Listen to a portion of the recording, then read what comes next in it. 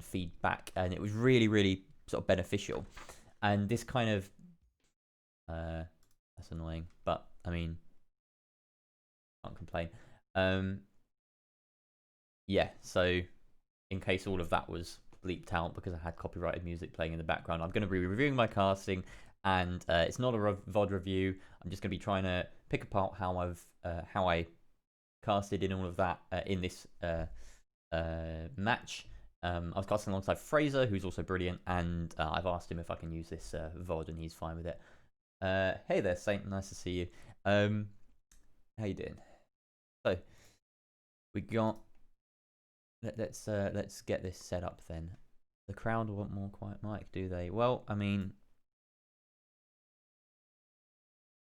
is that really true?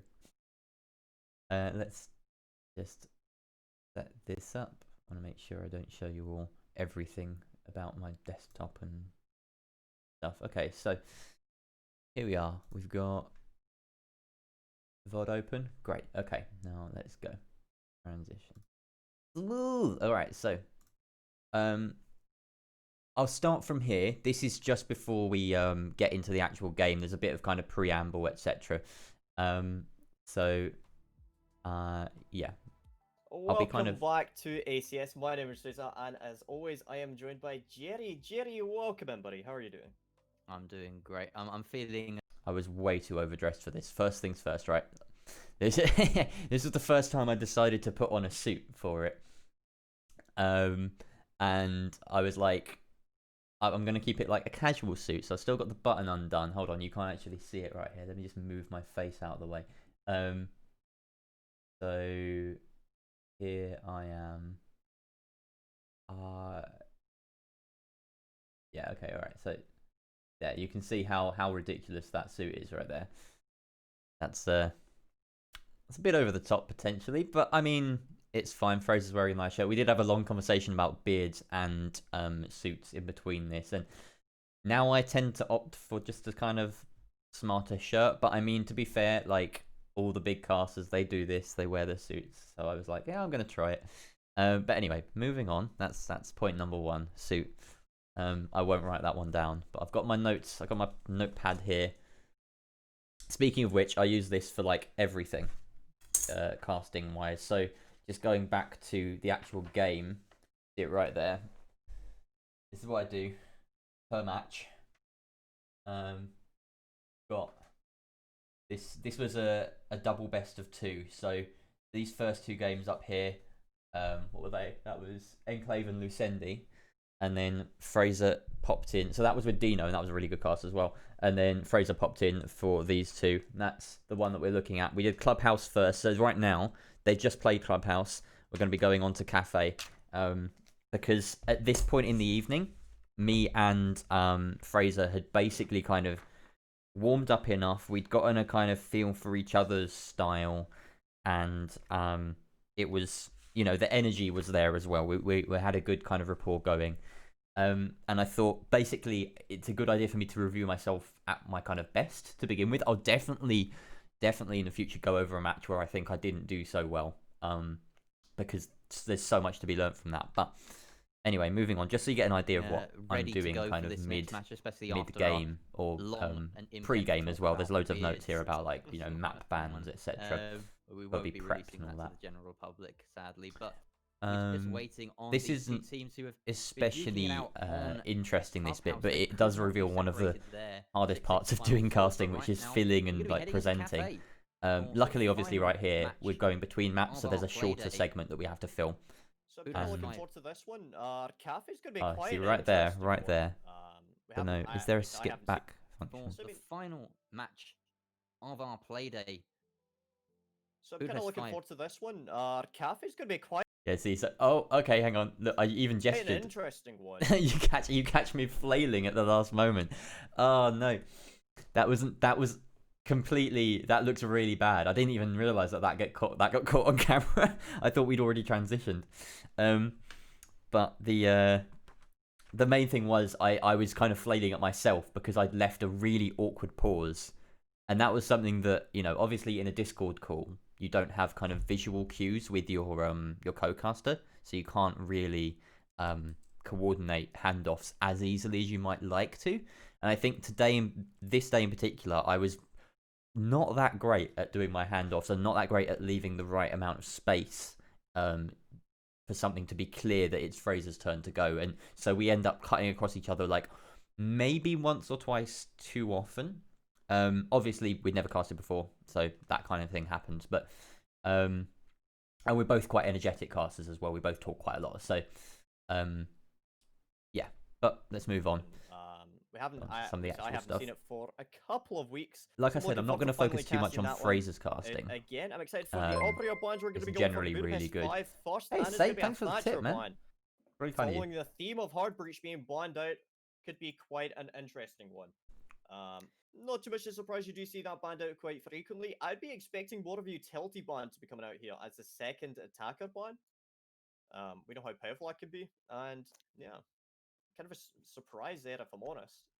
I'm jealous of the frames of this. Yeah, seeing both Thatcher and Thermite come off the board is quite a rarity, and you usually see maybe the Capital or perhaps a Maverick who can kind of double up as a utility in some senses.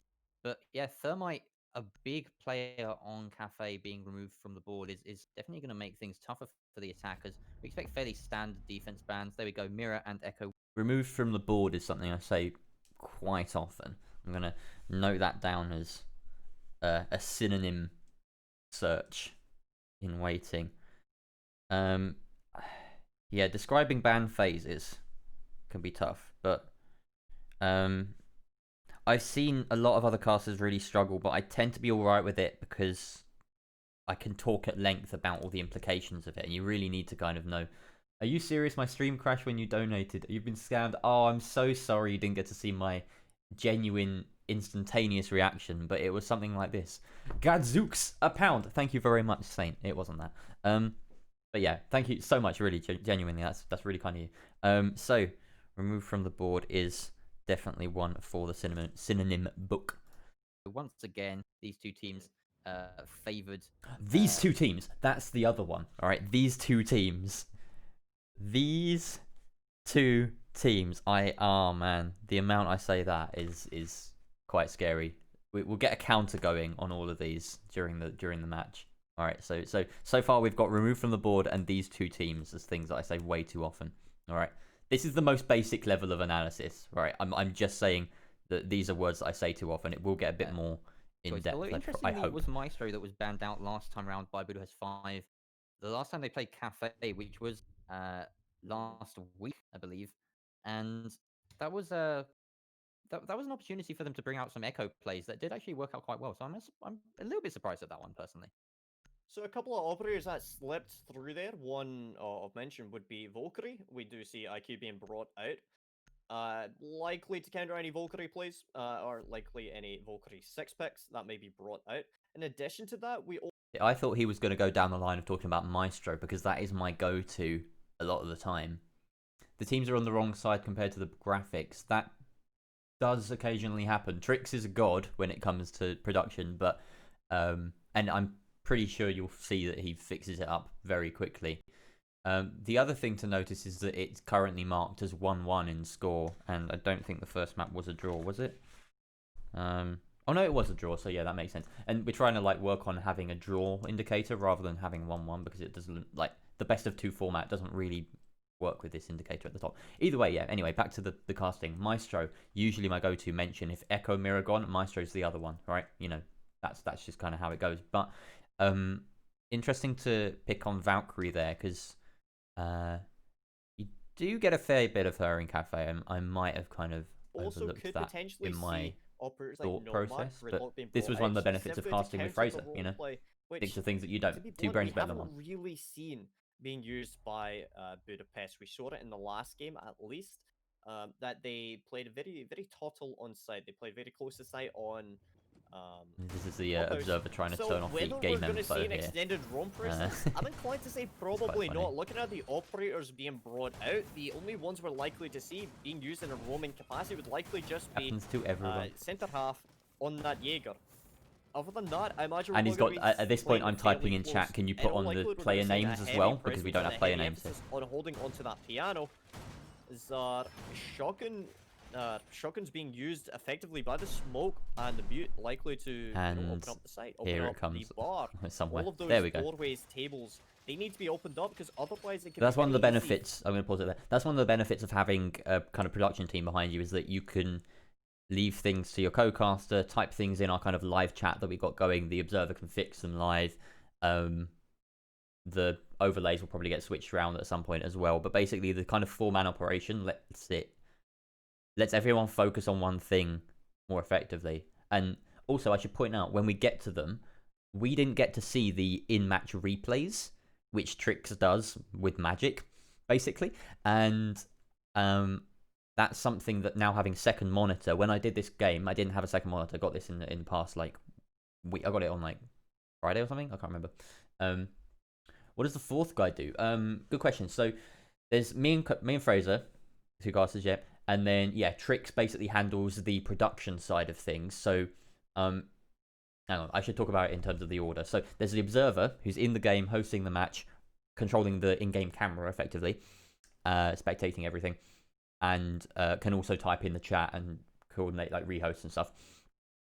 That clean feed gets sent to me, Fraser, and Trix, all of whom need it coordinated and in time, in sync. So sometimes when there's sync issues, that's where it lies, is because we're getting a clean feed slightly delayed or slightly ahead of Trix. And Trix is the one that then broadcasts the clean feed plus our voices. So me and Fraser don't actually stream anything. We're just in a voice call. So that's how the setup kind of works. And then Trix adds in all the fancy like graphics and stuff as well. For the attackers to go in for a plant behind them, especially from that new balcony, you do see a heavy emphasis being established on there by the attackers late game. Fortunately, it doesn't seem like we've really... Yeah, look at that there. Look at Fraser the talk bar through this. there, Jerry. It's been opened up. Not a massive surprise there. No, it really isn't. And I actually can't wait to see Oryx come out of quarantine for the... Well, not quarantine, he's in that... what do they call it? A grace period? While, grace period, evaluation period. It's a quarantine, let's be honest.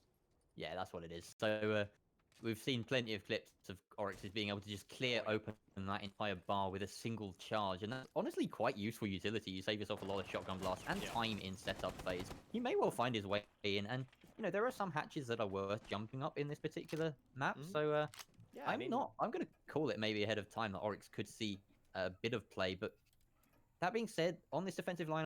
So there we have, like, my first extended wittering about something that's just barely related to the game that we're watching, which at this point in the round, like, between 3 minutes and 2 minutes in a round in general, there's so little happening, especially in the current meta. You might get the odd spawn peak, but in general, the attackers are approaching the building, they get on the roof, they're getting the free ground that they can take, whatever they're droning. You've already looked at the setup from the defense, and if it's something that's fairly standard, as this was, then quite often there can be very little to talk about, especially to kind of... especially in this scenario where it's a tier 3 match. Anyone that's watching this is going to be very acquainted with Siege in general. It's not necessarily Pro League where you get a good mix of newcomers and sort of experienced or fans, I guess, people that watch the game or play the game a lot. In that setting, you've got a bit more kind of leeway to explain a lot of what you're seeing. But in general, with this kind of audience, I find that if you're talking at length about, for instance, why you would put that castle barricade in between Piano and Cigar, it's worth a mention every now and then. It's worth reminding people, but I rarely try and go into detail on like the kind of more standard setup things for this kind of audience, basically. So that's why I spend a minute basically talking about Oryx, because it's, it's a bit of colour. Interestingly, me and Fraser, before we started this, Fraser said he's more of a colour caster, and I was like, great, that's fine, I can do more of the play-by-play. In case you're unaware of the distinction, colour casters generally will kind of fill the space with either analysis, just sort of, interesting observations, wit, humour. They'll add energy to the cast in general, and the play-by-play is usually the sort of rap god that might have to reel off and rattle off like all the action that's going on. I mean, that's the kind of like stereotypical format. In Siege, it's a little bit different because you've got, well, basically everyone needs to be an analyst, really. The game is so in depth that you can't be a play-by-play without understanding the strategy of the game. So it's a bit more fluid. Jerry has the best humor, though. I mean, if you haven't watched Fraser, watch Fraser. I mean, there's some really good stuff at the end of this video, at the end of this VOD, where we literally just start like ribbing each other really, but like there's no holds barred at all. It's really funny. I dislike watching PL most of the time because they just chat shit about things a bronze would know. LMAO, yeah. Yeah, I mean, I can understand that. It's but yeah, I mean that's why people then get into the sort of the more grassroots scene and realize, hang on, yeah, I can actually compete at this level maybe, or in my case, cast at this level. So yeah, it's a bit different.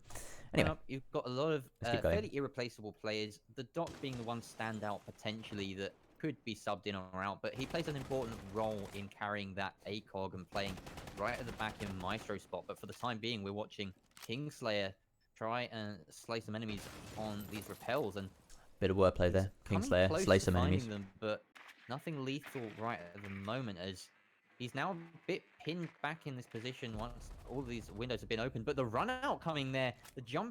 I was stumbling a little bit there and quite glad that something happened. Could you tell there was like a bit of unease, and then there was a run out which was refragged, and I jump onto the action. It was yeah, I mean that sort of thing happens, but I was glad to be able to respond to that. This is what Kingsley did all game, by the way. He just jumped out of windows. You'll see it.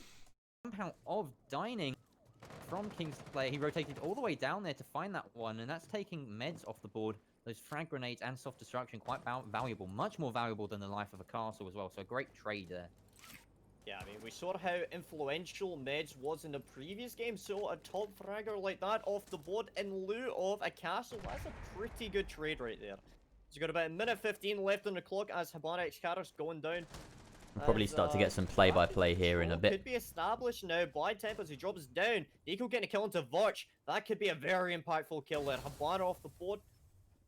Very unfortunate. I'm trying to remember who was observing for this game. I know it was Trix on the thing. It was Scorpio. Scorpio stepped in last minute to observe this game, and that's why we had to fix a couple of the settings at the very start. In general, really, really good observing as well. I'm not going to be critiquing it very much at all because I've finally this weekend done a bit of observing alone, like just observing for someone else, not in the context of a solo cast for myself, and I can appreciate how different it is from casting. And the kind of focus that you need. It's almost as though you need more focus to be watching the game and not hearing anything about it. Or the setup that we had, for instance, was that I could hear the casters, but they were like 30 seconds behind because we were using a clean feed on YouTube. So this was an RTMP server, so there would have been slightly more kind of connection to what he was hearing from us and what he was seeing in game. But yeah, in general, it requires a lot of focus to follow a match really closely without talking about it, weirdly. Or maybe that's just my experience because I'm, used to talking over it. But either way, yeah, I believe that was from the mentioned position all the way at the back of Maestro spot. You can see right there, he's got a couple of holes opened up to play that ACOG perfectly from that position. And now there's a little bit of Discord stuff throughout this VOD, unfortunately. Can't do much about that. The Capitao in hand, who's got all of that execute utility to try and throw down and to get the plant, but a great peek there from Nico as he picks second on the round, almost making it a third as Sejinex gets the plant down, and it looks actually successfully as the plant does go down in 2 versus 4. Center half finding himself dead at the hands of Sejinex, the plant getting up and picking him off, but now the retake has to come through. Nerf has actually fallen back outside of the building. He looks going for the skylight as Seji is taken out, and the Nerf has to get into position very quickly. They do know that to play this position, the defuse is being stuck by his fans there. Hufkey protecting perfectly with SMG-11 allows the diffuser to be taken out, and a very close one there for Budapest 5, allowing the plant to go down in that 4 versus 2, but at least playing the retake perfectly in the post plant. Okay. Not my cleanest play-by-play by any means. Not helped by the Discord stutter, but we'll ignore that. and it was, yeah, there was definitely moments in that I could have hyped up a little bit more. I think at this point in the day, I'm going to give myself the benefit of the doubt because this is match 4 of 4, right? And my energy levels might have been dipping slightly. But that shot onto the skylight was really fucking good. And Fraser picks up on this and notes on it in this kind of post-round analysis that he does. But I really should have made a big deal of that because that was like the play that that got the defense that round, basically. They did win that round, right? I'm not just forget. Yeah, obviously they ran that round. So because the Capitao was basically in a perfect position to hold in post plant, and he peaked but lost the fight on the skylight. That's a good shot, and yeah, Fraser will point out here. But I mean, I think the actual flow of the play-by-play is what I take issue with in general with my kind of casting right here. So, Cog perfectly from that position. I'm going to go back and listen to it again and just sort of pick apart bits of it. The Capitao in hand, who's got all of that execute utility to try and... What I'm going to do, okay, this is what I'm going to do. Rewatch it, and I'm going to mark down, I'm just going to count how many times I feel like my brain was ahead of my voice, right? So, how many times did I feel like on rewatching, I can tell when, like, I can retrace my kind of thought process from casting this. It wasn't that long ago, and tell how many times I stuttered, basically. Throw down to get the plant, but a great peek there from Nico as he picks second on the round, almost making it a third as Sejinex gets the plant down, and it manages successfully as the plant does go down in 2 versus 4. Center half finding himself dead at the hands of Sejinex, the plant getting up and picking him off, but now the retake has to come through. Nerf has actually fallen back outside of the building. He looks like going for the skylight as Seji is taken out, and the Nerf has to get into position very quickly. They do know that to play this position, the defuse is being stuck by his fans. Husky protecting perfectly. Okay, maybe it wasn't that bad. Maybe once or twice. Maybe once or twice I stuttered, and the Discord stutter was really not helping. But yeah, in general, like, still not the most flowing there, especially because it's a 1v3. Like, he's got the post plant advantage. Weirdly, that never happens usually. You know, positional advantage, but against man count in a post plant. That's actually really exciting, right? I could have maybe hyped that up a bit more, but allows the diffuser to be taken out, and a very close one there for Budapest 5, allowing the plant to go down in that 4 versus 2, but at least playing the retake perfectly in the post plant. What a shot there by Husky. This is the energy that I needed. What a shot with the SMG-11. We've spoken about it before today, just how powerful it can be. Oh wow, that's brilliant. Good retake strat by Budapest, being able to retake that, take down the Maverick, recognizing, hey, I think I'm gonna try and like keep the video playing now from more often. I'll turn it down a bit more so that whenever I'm talking over it, you can hear me a bit better. The Capitao had no firebolts and couldn't do C diffuser. Why did he go on the roof? That bar is soft destructible, right? So you can fire through the bar onto the spot where it's being diffused. So if anyone's trying to stick the diffuse, then you can probably kill them. But, I mean, either way, a plant in bar, you generally want to then fall back there. I'm talking over myself here. Let's just skip back so that I can hear myself. Bit of a letdown by Revenge. It seemed like they didn't but yeah, really know what they wanted you can't blame to the do Capitao once for they going to the got roof there, into I don't building. think. They just kind of run and gun, and it sort of worked, but then it didn't. And yeah. Yeah, I think they did actually suffer fairly heavily from. Is that true, Seji? Loss of that sledge early on. To be Seji, hi. I was just like, hang on, Seji next. Yeah. Well, because Nerf is a bot. All right. Well, fair enough. I guess you're in a better position to criticize your teammate. But hey there, nice to see you here. Have as much of a way into sight as they'd like. They knew that they really just needed to commit to the push through underneath New Hatch and then from Cigar Shop. Really, quite often you'll see the sledge or the thermite depending on the status of that wall separated. Okay, so that was a moment where I show one of my big weaknesses, which is callouts. So that's actually something I need to actively learn much better. I described an area of the map as I kind of like and ahed about it and then described it as under New Hatch, which is like, you know, it's a so cool. It explains what I'm talking about, right?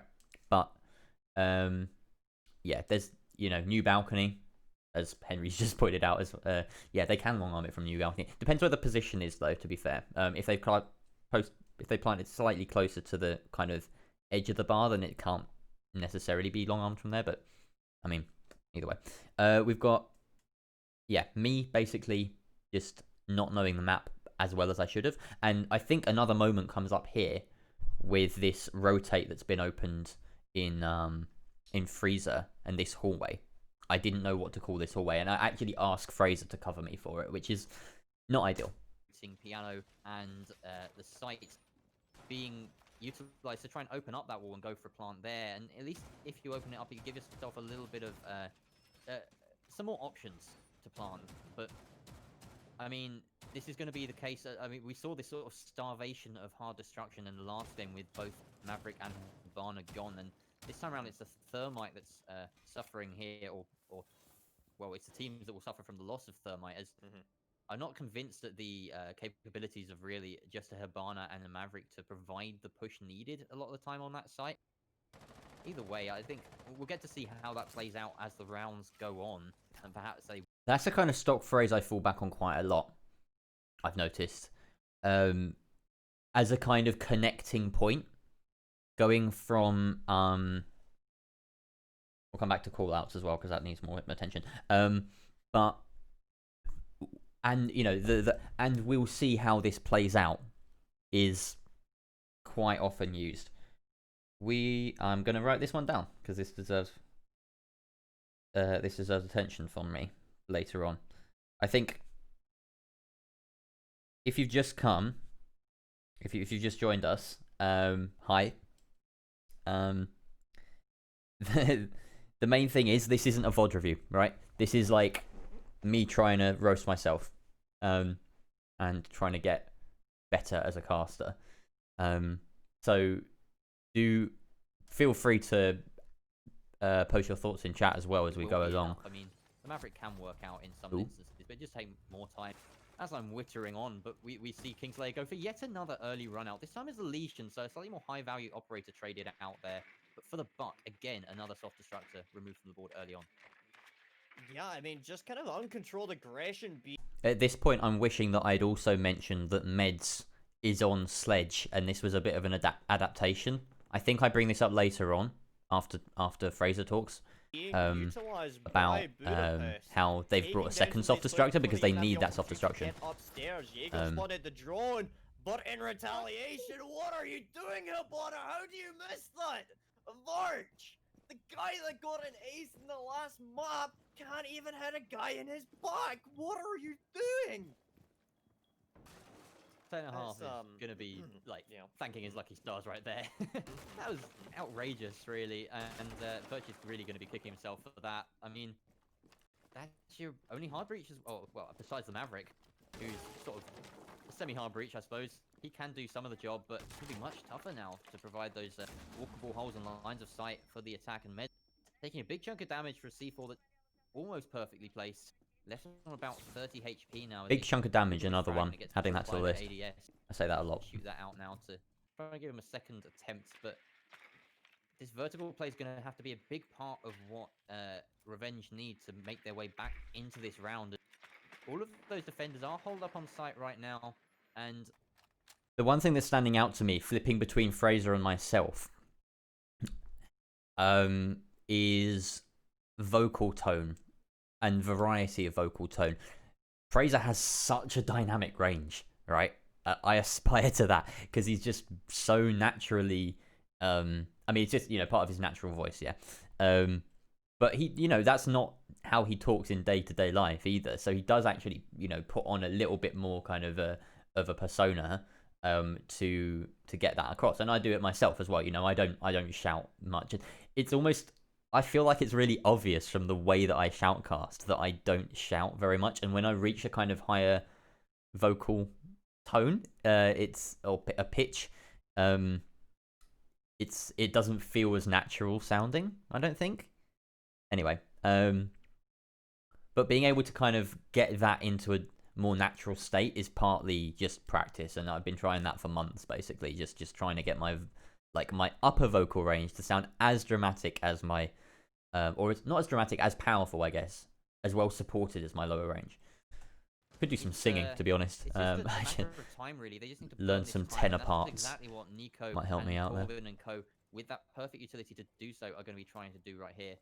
The centre half sitting just behind this cover in Bakery, manages to rotate back into small Bakery, but his position is known. He's absolutely pinned right here. Hufky going down to Meds as well, and it looks like the attackers might actually have something going here. And that Capital Fireball perfectly pushing him out of position, and now it's 2 versus 3 with the final 40 seconds left to go, and they take a little bit of a bit to try and get this wall up. The Discord stutter, so poorly timed there. That was pretty clean, I thought.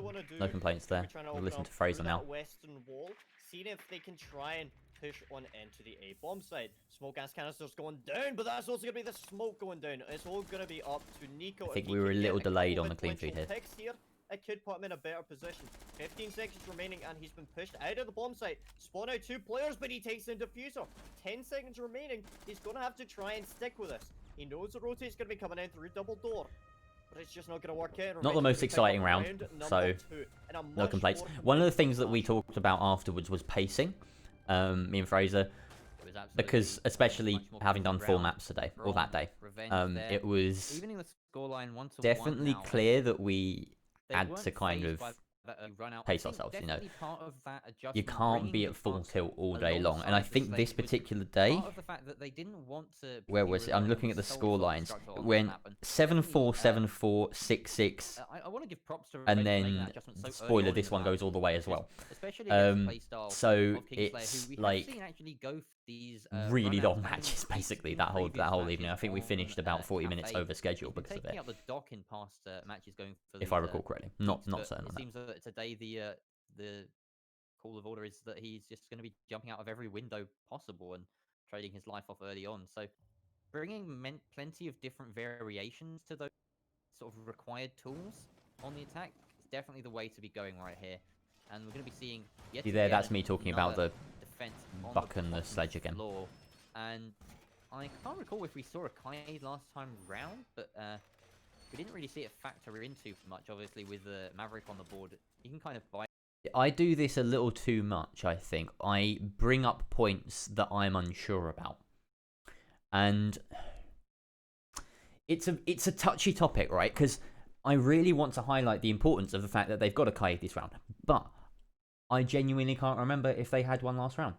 I genuinely just didn't pay enough attention to whether there was a bandit or whether there was a Kaide or a mute denying that wall.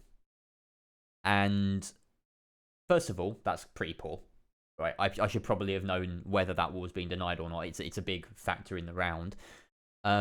Even right now, I can't even. I'm gonna have to go back and have a check, because okay, so see, they did have a Kaide, so almost certainly that wall was reinforced and electrocuted. Let's have a quick check back.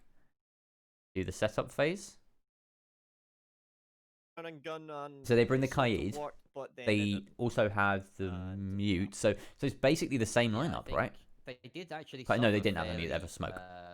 Heavily from. I'm going to keep an eye on Hufky here. Of that sledge early on, to be fair, they didn't. He goes to reinforces. Obviously, the other option, you know, you've got a lot of options with electric forces round. The main point is, I brought up something that I wasn't sure about, and actually, as it turns out, I was wrong. Underneath New Hatch and from Cigar Shop, really. So quite often you'll see the sledge or the thermite, depending on the status of. Quite often, round to round, I'm kind of focusing on. I'm going to mute this quickly. So we saw one Electroclaw go out there onto the wall and one onto the freezer hatch. So it was in fact denied. So this point that I make at the start of the next round is void, basically. Be relying on the sole soft destructor on this map, and Hey, I Pegasus wanna give League props to Revenge R6. for I'm making trying that to think adjustment so early on in the who map, this is. Who because runs especially against the the playstyle account? of Kingslayer, But hi we anyway. have seen actually both Um, these runouts and these peaks yeah. in So previous matches on Cafe. He's been taking yeah, out I these bring up dark in the points past that I'm not matches certain when about it quite comes to often. these peaks, but it Oh, seems it's that CD. Hey, today CD. the all of all is that he's just going to be jumping out of every window Yeah. possible, So trading his life off early it's on. So just bringing it's just a bit weird when you bring up different something that you don't know. variations to those You sort immediately of have this required regret, tools right? You on the immediately attack, think, why did I definitely just the say way that? to be going right here. And we're going to be seeing yet again another defense on the bottom floor.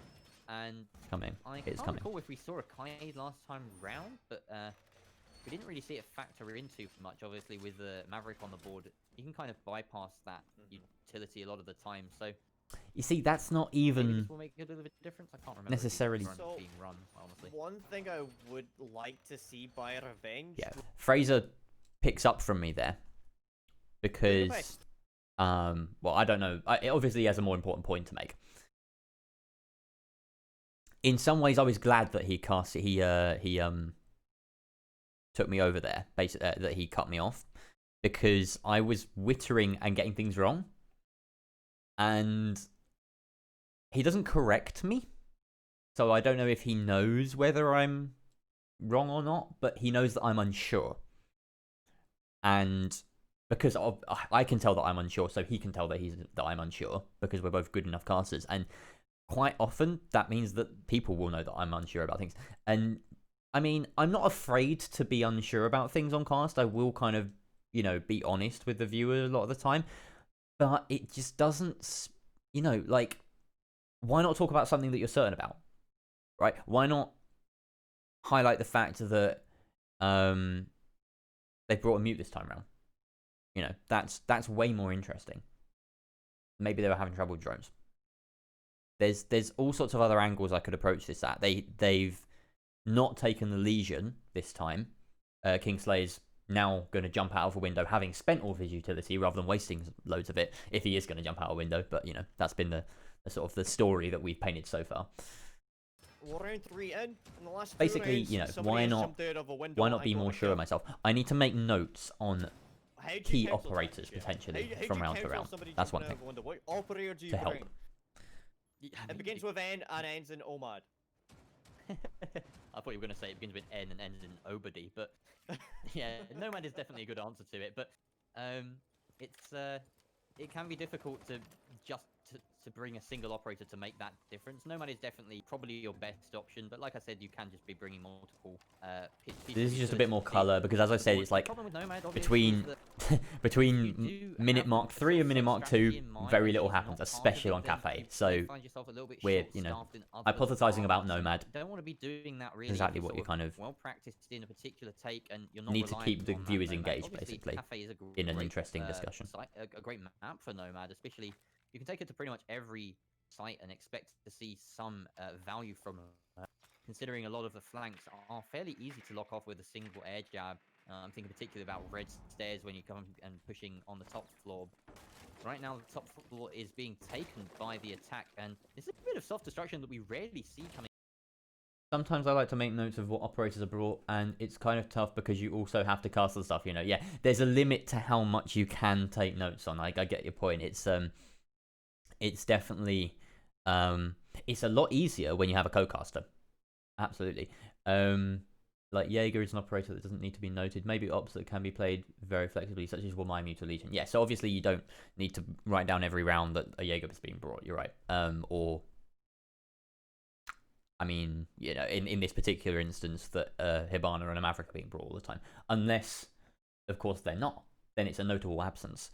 But yeah, I think I do try and make a mental note of it from round to round. And usually I'll, color cast it for a little bit just to make sure that that's kind of sat in my mind that, oh, this is a fact that they brought the mute in this particular site because they don't like being droned from this direction, whatever. Or that they've got the Kai to deny those hatches, whatever. It's, yeah,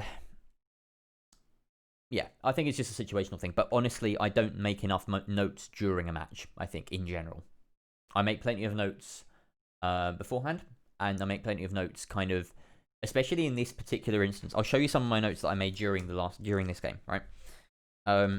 So this side of the map, this side is basically me just keeping score. This side here, ignore all that. That's just preamble that I needed to explain in the introduction. From here onwards, these are the notes that I made during, right here. These are the notes that I made during the game. Most of them, I'll read them to you. Most of these were in the previous map, and they were things that I wanted to bring up in kind of color segments or in the spaces between, in the prep phase, whatever, or keywords. So I said things like, I've written things like defenders prizing garage. Quite often, if I'm solo casting, I will just get onto that point whenever, but I don't want to forget it in the flow of stuff because I want to have material to come back to fill the dead space if there is any. So this kind of note taking is quite helpful for me to remember, like, key phrases, key moments. So at this point I say, like, there's one moment in the previous game where I was like, inventive kitchen, Malnacrypt forces engagement. I can't remember right now what that meant at all, but in the moment, in that, you know, few minutes of casting, it was a really vital kind of memory aid so that I could then move on to the next point and have something happening on screen, but something different happening kind of in the discussion. Because a lot of the time in Siege, what's happening on screen is not as important, not as interesting in certain moments of the round. So, or even like it's a timer, you know, a countdown timer might be happening in the pick phase, and there's nothing to talk about in the picks.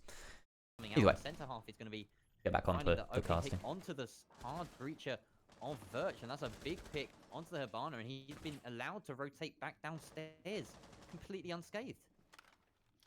Yeah, I mean, Hardbridge going off the board so early on here, without even being able to use any of their gadget, is a massive loss. There'll be a major detriment to Revenge. We do hear Nice the skill synonyms keep there. going on, Massive I loss, believe major inside of detriment. Dining. It's going to be doing a little bit of damage as well. You see a heavy presence on. You know what? Actually, I'm going to write the word detriment because I don't think I use detriment enough. Detriment's a great word. Detriment. Let's just keep this going. On that middle floor, even. Verticality is key for a map like this, and being able to exert control from above an objective is going to set Revenge in a better position if they're able to try and start pushing onto the bomb site. They need more momentum to try and start making this execute happen, and so far we're just not really seeing that working out. I've just realised that my face is blocking important information. Let's move that up. First round that Kingslayer hasn't decided to jump out of a window, and it's actually worked out even more in favour of the defence right here. But Meds, as I say that, is going to be putting down Kingslayer. Hufkey off screen as well, finding Temp, and that's a nice little trade there in favour of the defence as they narrow down the number of operators they have to be focused on. And the first smoke coming out from Corbin, who I did mistake the location of that just a second. I saw the SMG and thought that he was just flanking on mining, but that was a... All right. Here's a big one. Here's a big old doozy. So I just completely misread the game at this point in time. I wasn't paying enough attention right now to spot this. So let me just take it back and see how wrong I was. So a little bit further. Long VOD. Try and start okay, here's the minute mark. This is about right. And so far, we're just not really seeing that working out too well for them. So, yet. The situation: 4 versus 5, defender advantage. Kingslayer and Corvin was one of the things that I got confused about here. So Corvin is the smoke. Try and find where he is. Well, this is the first round that Kingslayer hasn't can't see him in the silhouette out of a window, and it's actually worked out even more in favour of the defence right here. But okay, so Meds finds Kingslayer. That's okay. Is this part of the confusion? I'm gonna have to keep going and see. So SMG11 appears in the kill feed, and I think it might be a smoke or a mute, but it's actually the sledge on the attack. Meds, as I say that, is going to be putting down Kingslayer. Hufkey off screen as well, finding Temp, and that's a nice little trade there in favour of the defence as they... I don't think that was... Okay, that's not the root of the problem. That's not the root of the confusion. I'm trying to retrace my thought process here and see why I got this wrong. Narrow down the number of operators they have to be focused on. So, okay, there we saw gas canister come out into prep. So the smoke, you can see him on screen right here. The smoke is right here. So the smoke is downstairs. He's playing on that north side of the B site. The A site, sorry. So he smoked into prep. Kingslayer is dead. So there's no other SMG 11s on the field, but besides meds. There's no other SMG 11s for the defense. And the first smoke coming out from Corbin, who... So that's what happened, right? I'm watching meds here, and for some reason, I think I'm watching Corvin. Because I see the SMG 11 on the screen.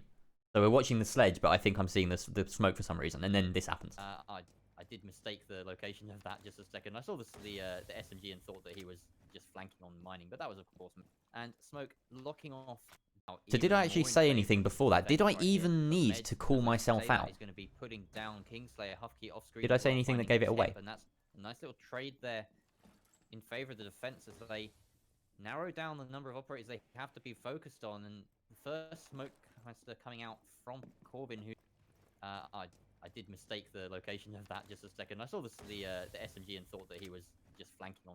Yeah, no, I literally just call myself out for something that I didn't even mistake. Obviously, my brain just not working in the moment and me having to go, oh, like, I'm not watching a smoke, I'm watching a sledge.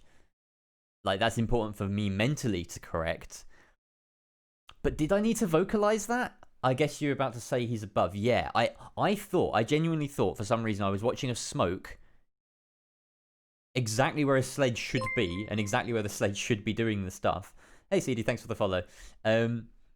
Yeah, I thought I was about to say, I think I was going to say that he was above, basically. But yeah, I didn't need to call myself out for that. So again, I sort of dug myself a little hole there. And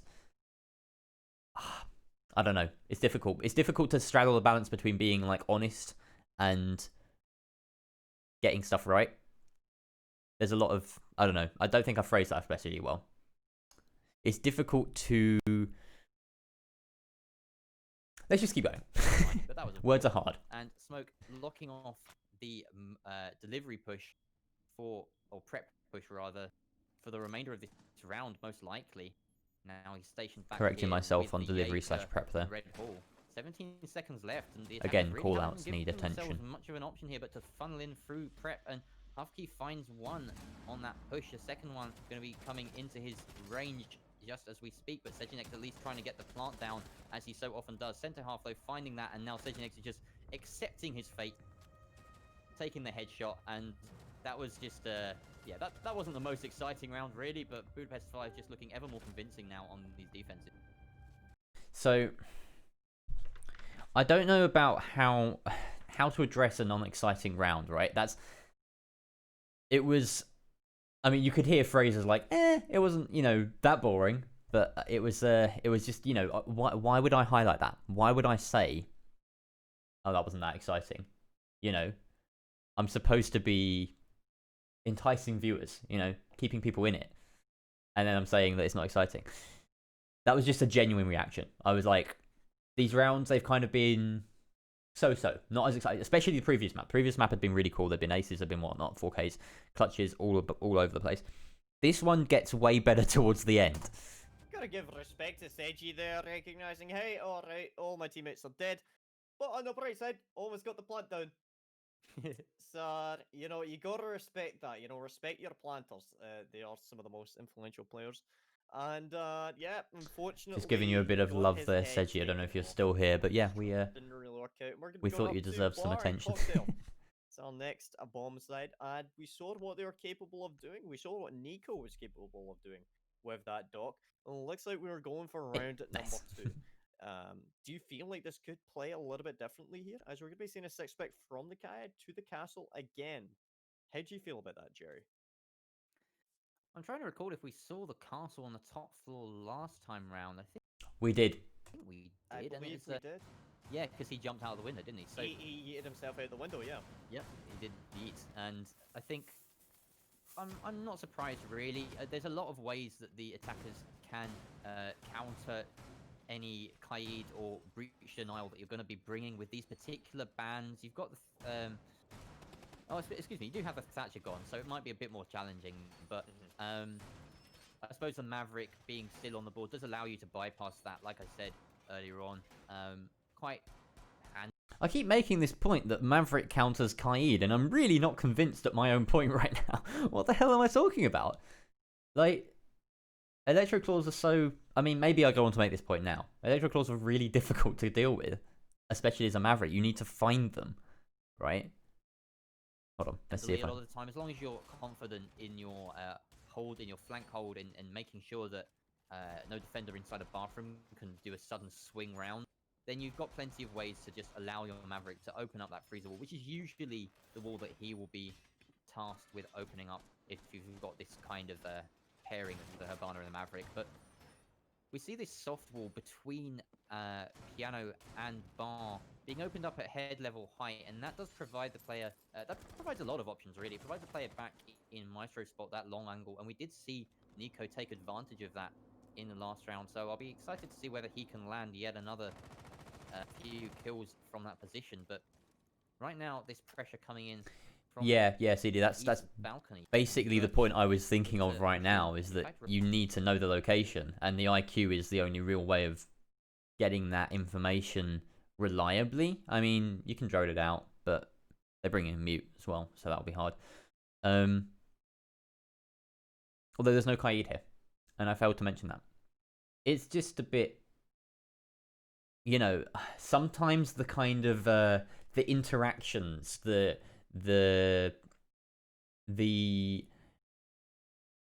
hard breach interactions and the hard breach metagame, they don't quite fit in my head sometimes. Most of the time, I'm confident on it. Most of the time, it's I come out with the right thing, I think. But right here, I'm not convinced by my own kind of analysis. Hell onto Heaven, which is a bit of an unusual task to be bringing. You know, just A task to be bringing? I think off camera here, I just go like, that's not a sentence. That's not a phrase. That doesn't make sense. An unusual task to be bringing. Oh well. realize it's totally ironic. In round number 1, the castle jumped out the window to kill the sledge, who's the hard counter to the castle. Which, You're right. you know what I mean? Like, you always bring the sledge to counter the castle, right? And in this case, you hit the castle out the window to counter the sledge, to stop him from countering you. But regardless, Nico get a kill onto meds, and it doesn't even matter, because the sledge is already gone. Brilliant! What a round already. Wow. Round number 4 is already gone. I'm excited by that. See, that's Fraser addressing me in the previous round by going, "Oh, I don't think it's that exciting."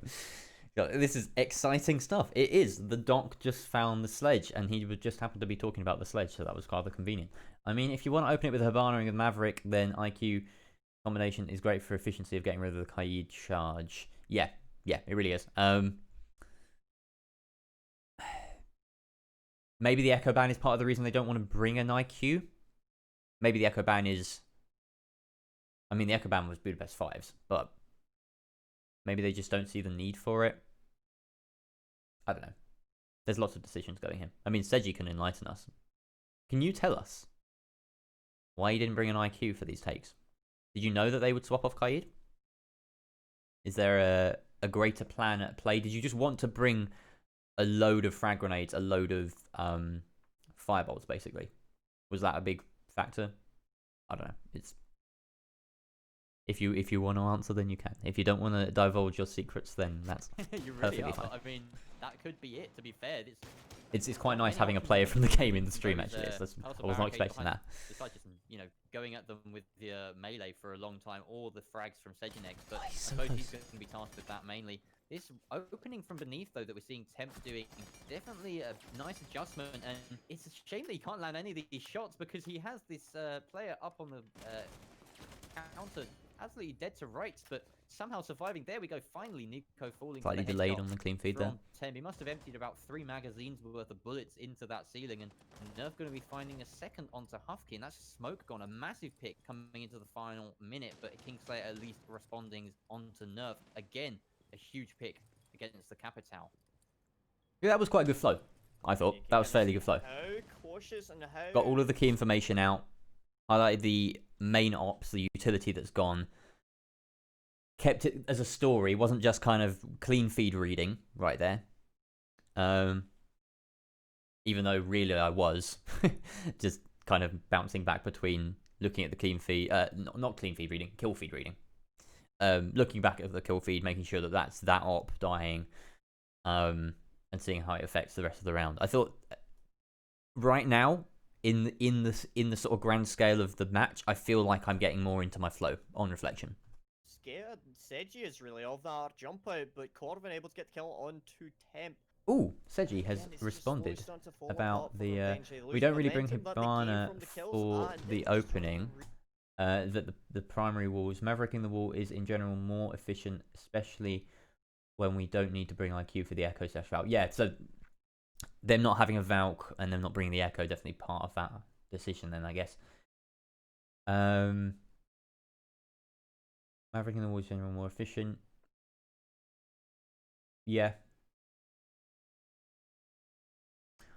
Okay, I mean, my brain... this is the thing. I think I am right about the Maverick. Of course, Maverick bypasses Kaid because you don't need to get rid of the Electric Claw. What am I saying?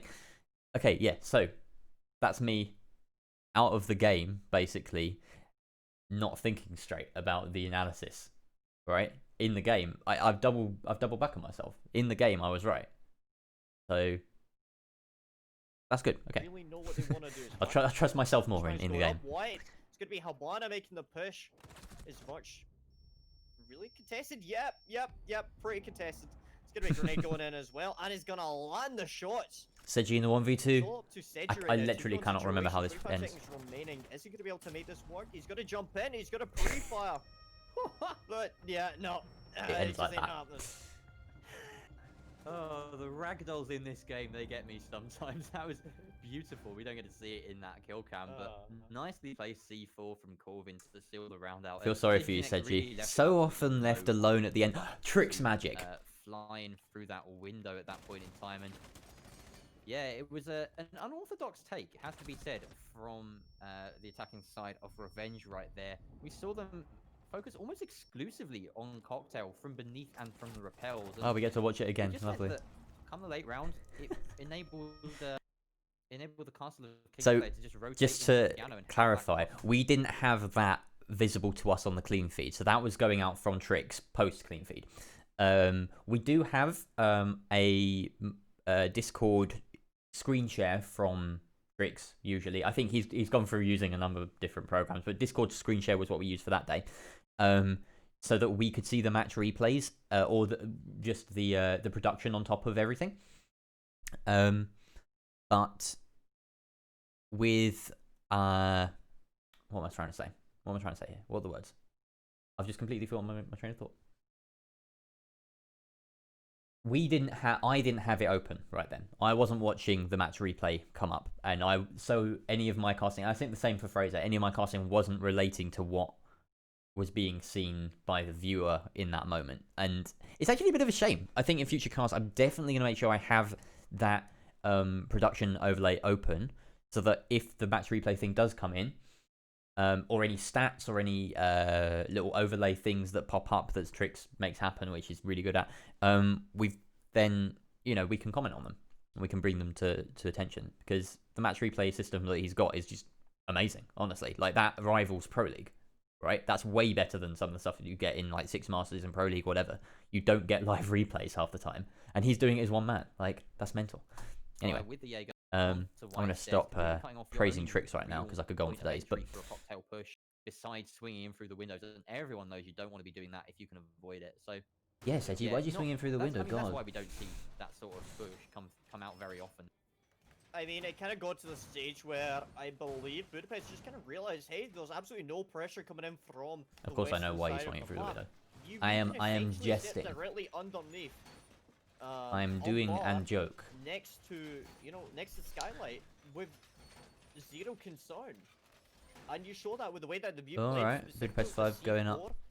You would not stand there if you thought that you were going to get pressure from the Skylight, because they will have you. No, not up to bar again. What am I talking about? But ultimately, this is what I mean. I read the game much better when I'm casting it than when I'm reviewing it. If you're not able to really, this is not a bar hold. This is a reading room hold. You're going to struggle. They had some particle control from below, but not a lot.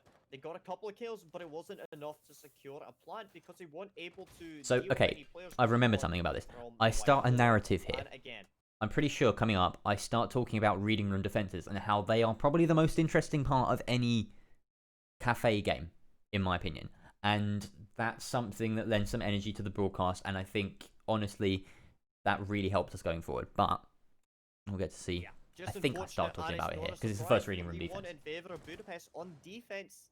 To be fair, on Cafe Dostoevsky, I'm going to be more looking forward to what they can achieve on attack. I think that's going to be the real difference here. That is usually the real test, but Meds finding Corvin early on. Your smoke off the board. You couldn't ask for a... I'm not quite sure what happened to Fraser there. He seemed to just stop mid-sentence, and then I was like, okay, I'll pick up. It was a bit of a weird handoff, but I mean, I've had very weird handoffs in this match so far. I get some really weird ones later on, but I think the good thing is I picked it up, basically, and it didn't seem too obvious. Better right there. Right at the start in the opening 30 seconds. I'm not here to Finally analyse managed to get a Fraser's bit of performance, revenge by the way. This after is not the being purpose so of this. often This the is for me, victim but of that first pick. You naturally finally it's going to find happen the blow occasionally because himself. we're co-casting, and I'm that's always how it works. excited But by reading room in defense. I general, don't know like about you, he's Fraser, but like this- easily got to say this hands down, probably the best caster I've ever casted with. Like okay, I say hands down. That's rude. Dino also awesome. Ninja, me and him have like a great thing going. In terms of rapport. I can think of a few. My recent cast with Tudor, really really nice. A lot of these basically really really good casters have just come around me like and like appeared in different ways for me, and I've gotten the chance to co-cast with them very recently. But Fraser, I would have to say, is probably my favorite. If I'm being brutally honest, I love his energy. I love his dynamism. I love what he lends to a broadcast that I can't. I think that we complement each other well in that respect. Yeah. Probably the most interesting map.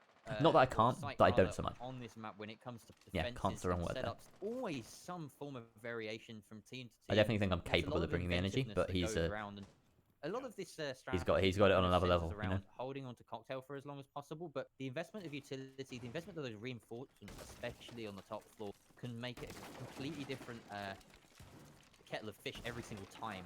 Yeah. So we're seeing right now a soft freeze wall, which is allowing Meds to go hammer it and open up every single possible avenue, and Birch is going to make use of some of that vertical destruction, I believe, as he finds... No, in fact, that is the Jaeger going down at the back of Cocktail, and now Temp taking control as well, finding Nico from above. This reading room defense is I had to correct myself there, but I feel like that wasn't too bad. That was pretty falling apart smooth. completely at the seams. Now Kingslayer and Hufky are the only ones left alive.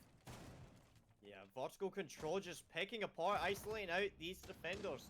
And so far, there has Oh god, yeah, was this flawless? I think this was flawless. Up to Kingslayer. Verge so far had a lot of kills, whiffing his shots, and that's going to be a flawless round for revenge. Go Seji. Seji doesn't even matter, he doesn't know what he's doing. All he needs to do is line up those shots, and look at that. He did whiff a lot on you though, to be fair. He's outside the building, there's one player left remaining. Wait, what happened there? Did I just like... the last player sitting out? Chat. Kingslayer. I need to hear, did I like flail about over the top of Fraser at that point? I feel like I did.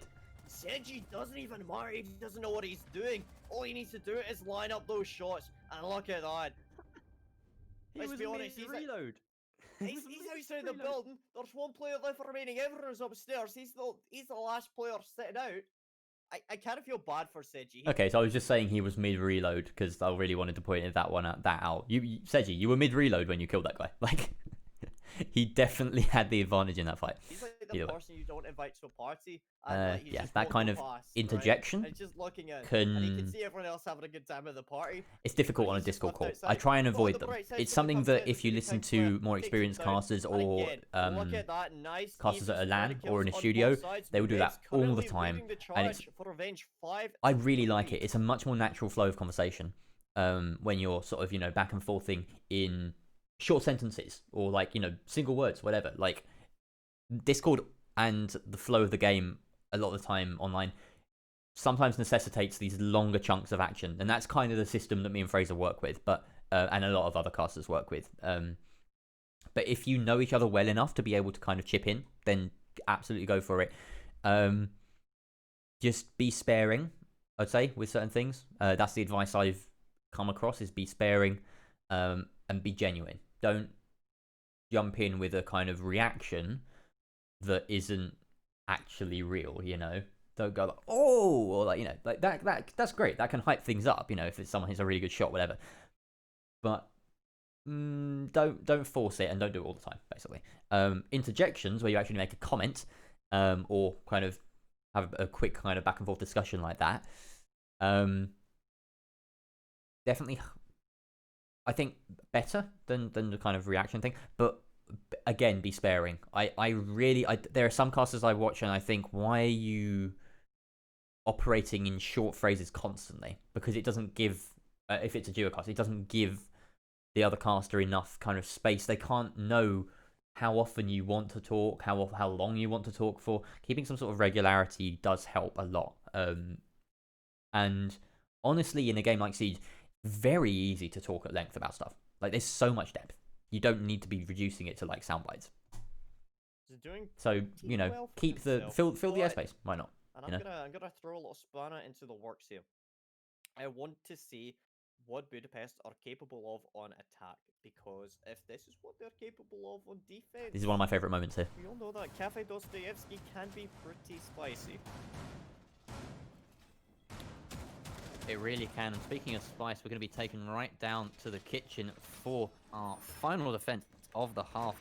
Budapest looking to cook up a nice 4-2 split for themselves, but it gets better. That was probably my highlight of the cast. That was my prime casting moment that I posted on like Instagram and shit, where I like nailed the pun, not once but twice. Anyway, let's move on. In fact, this is reminiscent of what we saw in our very first map of the Playday with Lucendi and Enclave on this Also, side. AJ just Enclave popping up at the unfortunately bottom fell there, to tweeting. Lucendi overall, but the highlight of their defense was this kitchen site extending out into this white hall.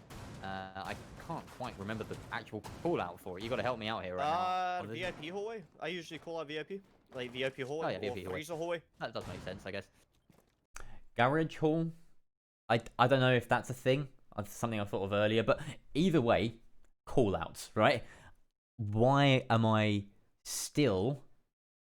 That hallway has existed since before the rework, right? That's been there forever. Why the fuck don't I know that? Like, literally in the game for 4 or 5 years. Not 4. How long has this game been out? 4 years. Yeah, for like 3.5, 4.5.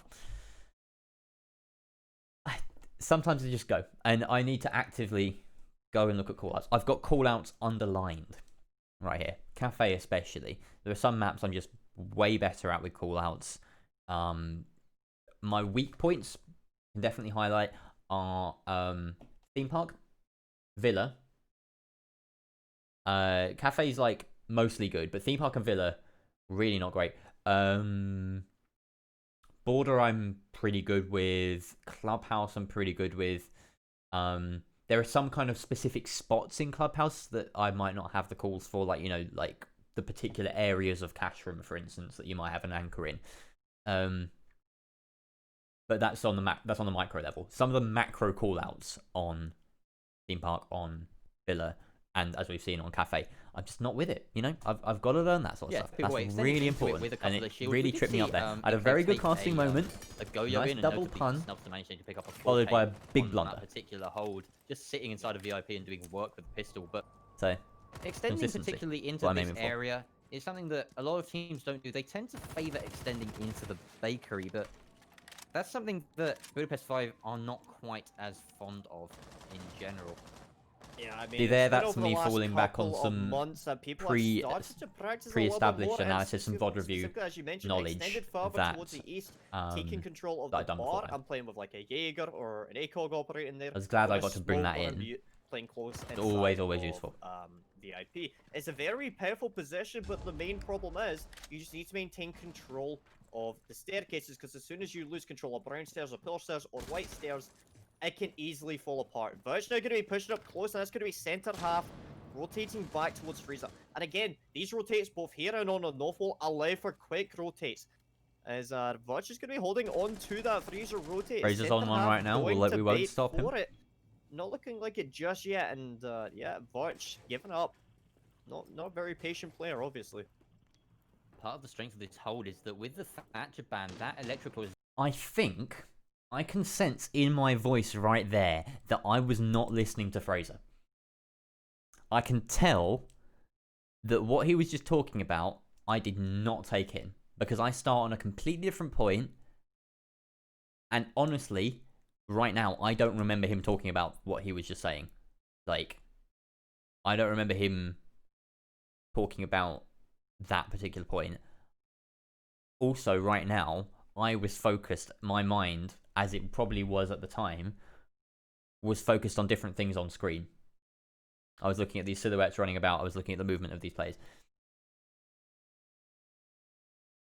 Difficult balance to straddle. We'll see. I don't think it mattered too much right there.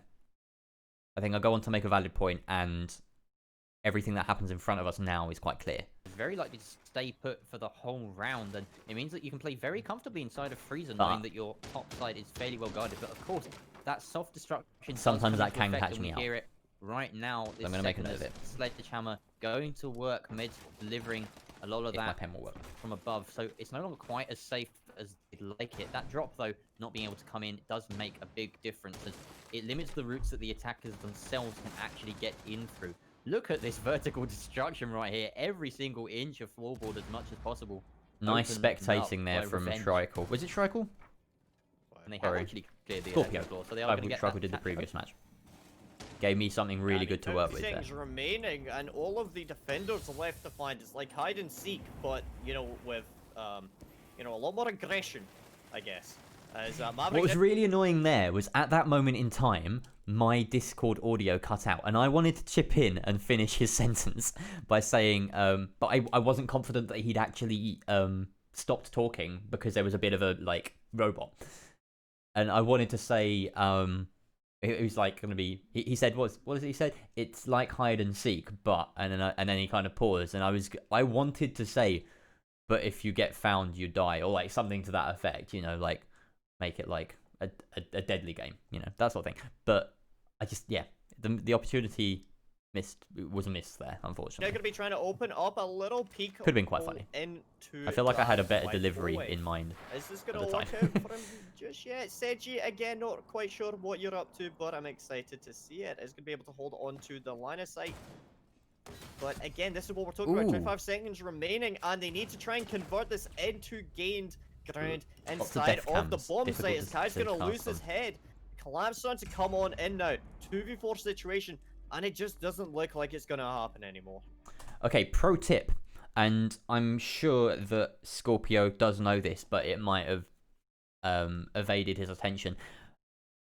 And honestly, you need to make this a habit. This is probably going to be my one main. This is the biggest observing tip I can give ever. Right, spacebar if you're using keyboard, or I can't remember what it is on controller, but there is a button on controller for it.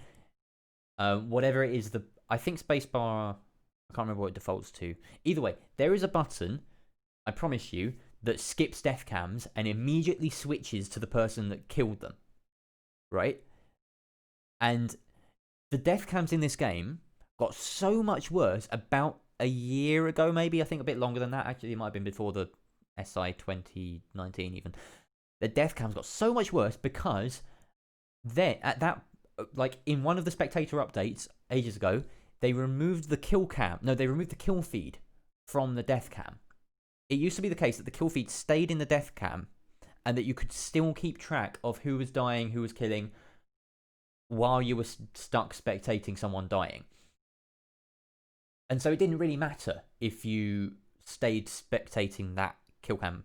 I hadn't actually gotten any observing or spectating or casting even experience at the point that they changed that. But I was an avid watcher, and so I noticed that, and it was really annoying.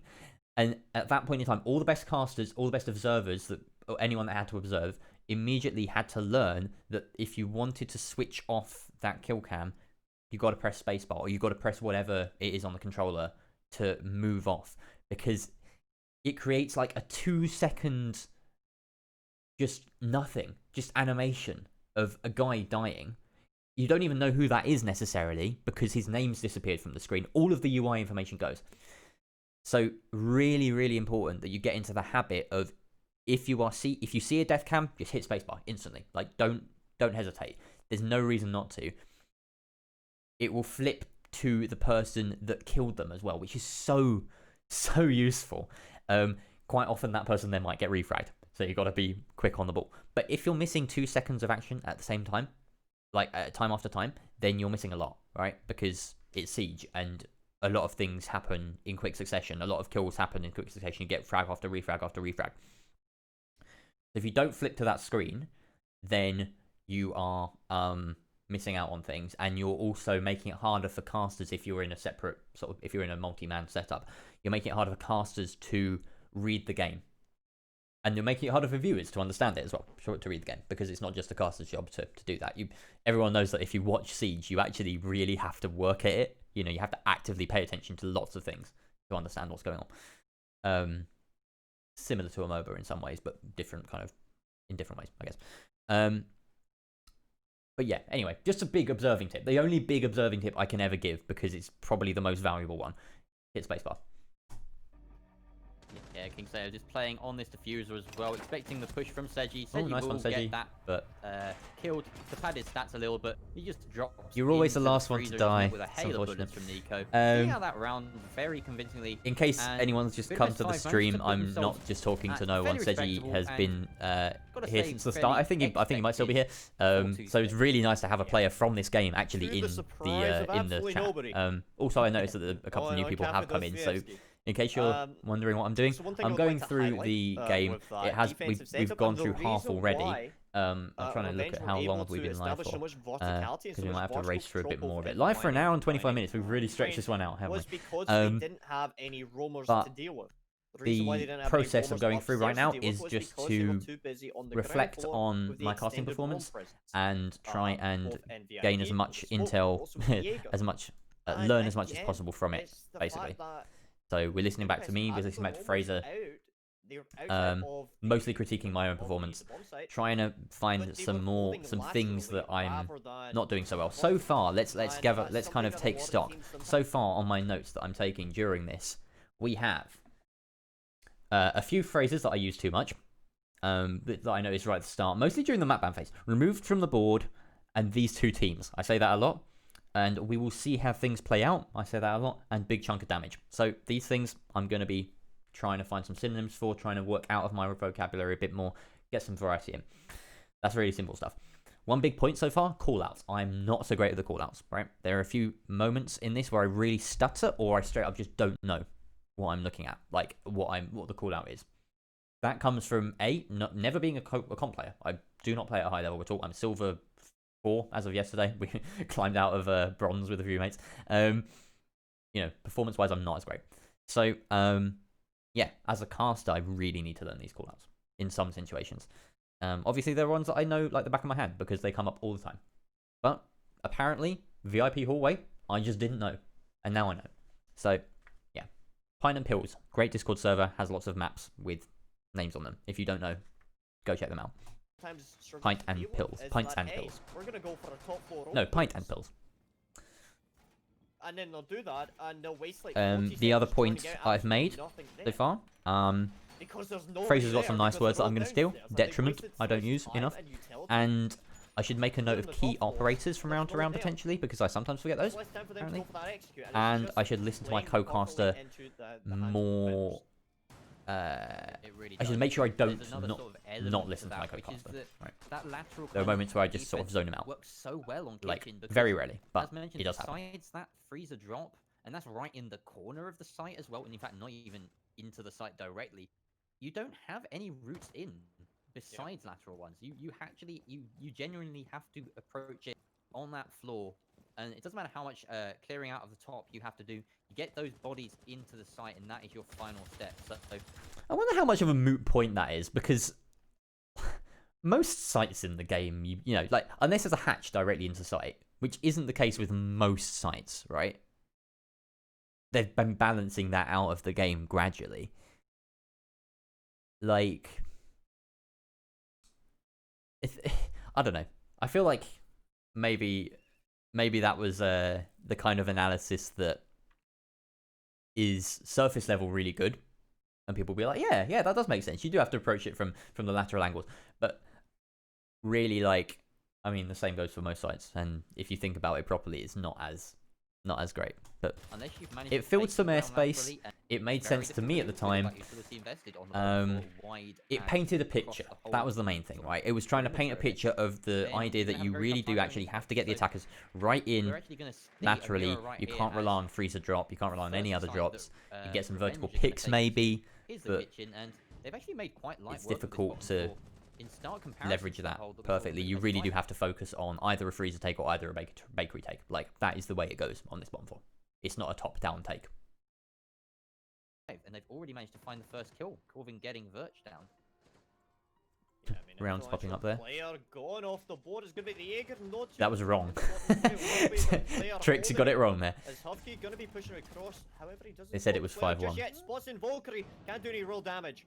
And he's going to get taken down. Very unfortunate for him. Yeah, whiffing a few too many shots there.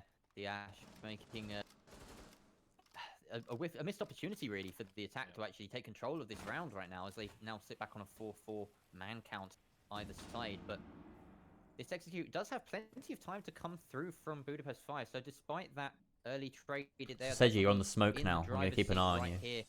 Nico trying to find this elevated angle to work for him after that Maverick hole's made, but centre half's shutting down. I genuinely can't remember what this. Playing that mute position. What happened? Sure where that was that behind bar? Although Kingslayer not doing the best of jobs there. I'm not sure, but either way. Oh, okay. 4 now. Like I said, the attackers. That's another instance of me getting something wrong here. I'm playing that mute position. I'm not quite sure where that was. Was that behind bar?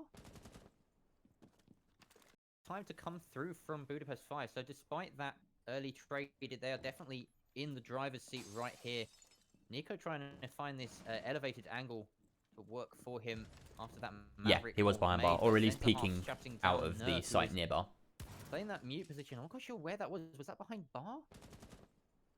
I think at that point, that's a moment right there that highlights something that I came across in a podcast very recently, run by Elfish Guy, who is an Overwatch and I think he does a few other games caster, very experienced caster.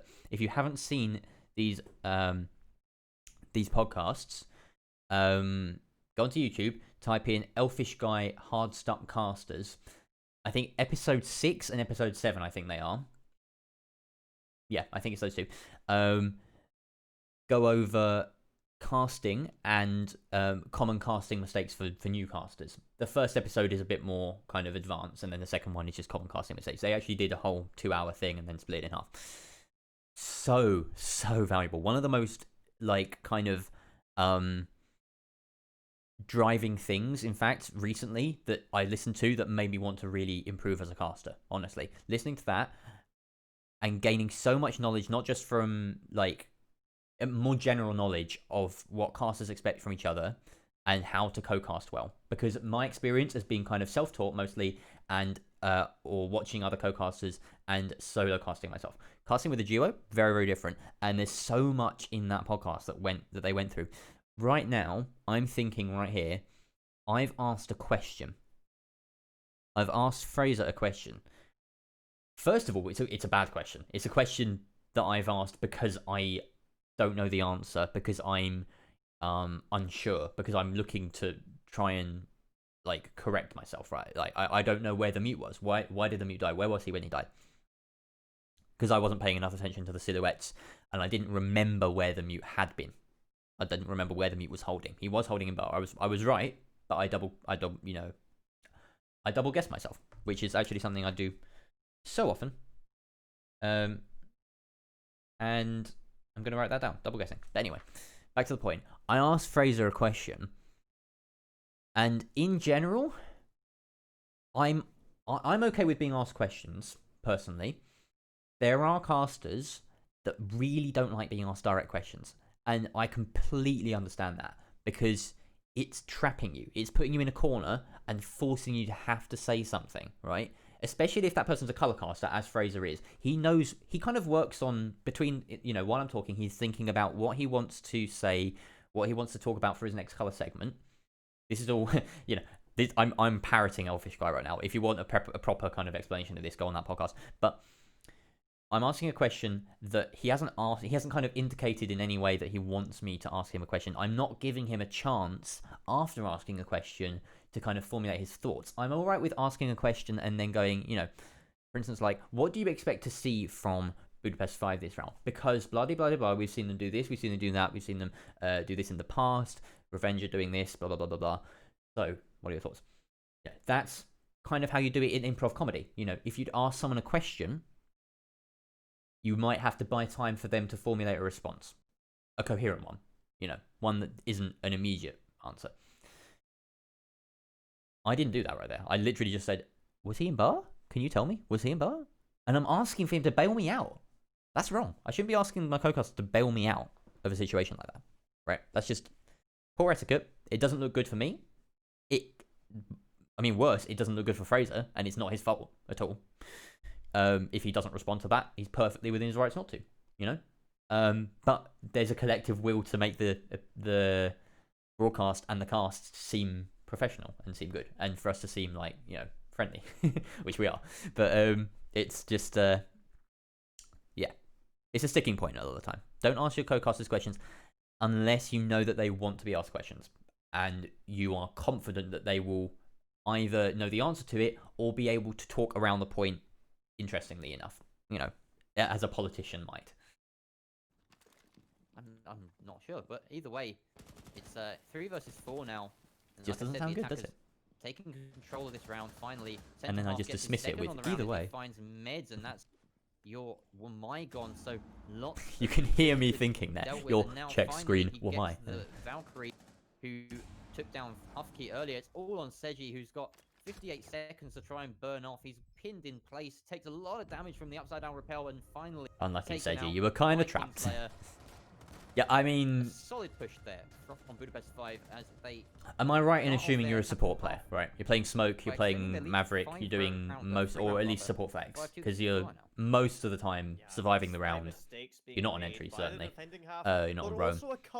And by the attack. I always feel for you, because that's usually me. Like, I'm a support player, and it's like Hibana fired her Excaris onto the wall. Kind of Maverick, it started a mute jammer. when you're the last one alive and you're helpless in a lot of situations, it's like either clutch or kick. No. 90% of the time you're not going to clutch that. But it's life of the support, isn't it? You might not take the limelight, you're going to lose 2 Excaris instead of 1. You're just as important.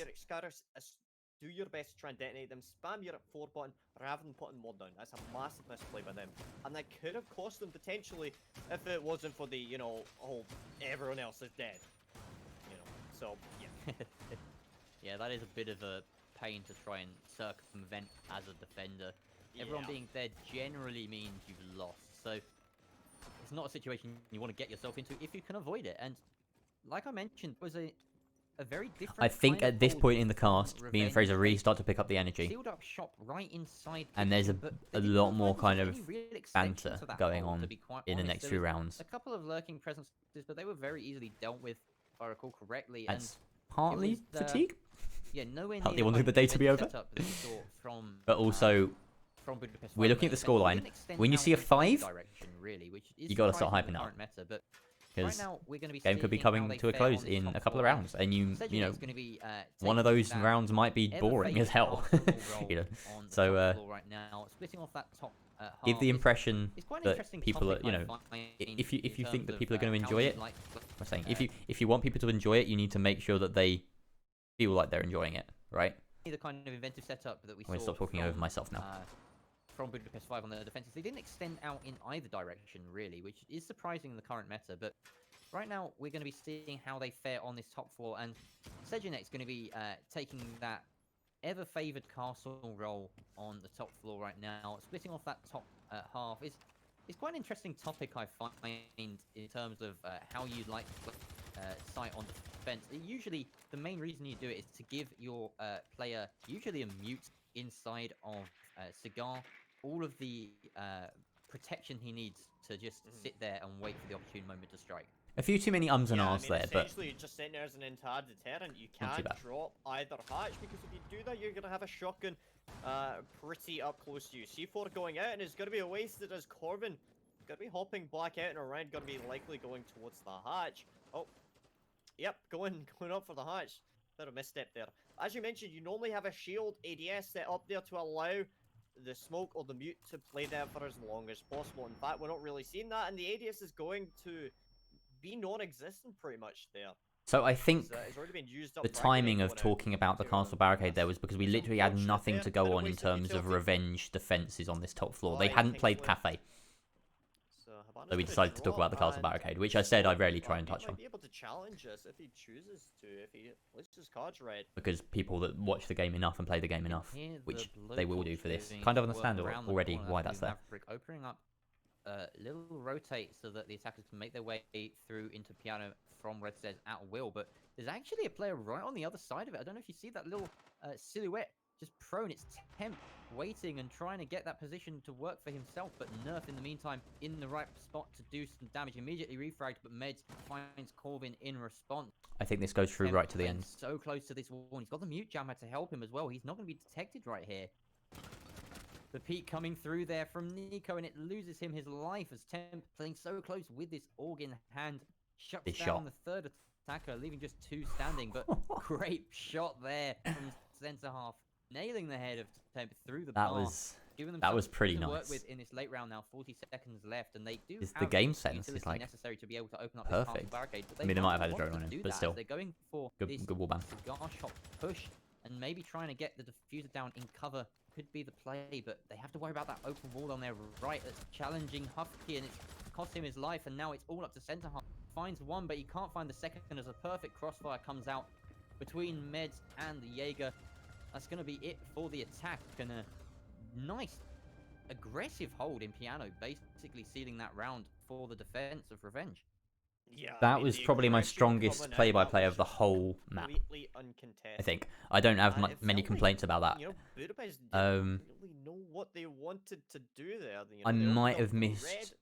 It some didn't of the really work out, detail so they try and going go in through, from you know, like the cigar and then to the bar, and then didn't really 3v3 to the work out. 2v3 or And then they're whatever, just the kinda last two left in the middle attackers. of one side I felt with like I first kind of round, had like, to three reassess what was defenders going on and because we Ricky saw a and player Mike, going into yeah, bar at that point, happening, unfortunately, and centre half.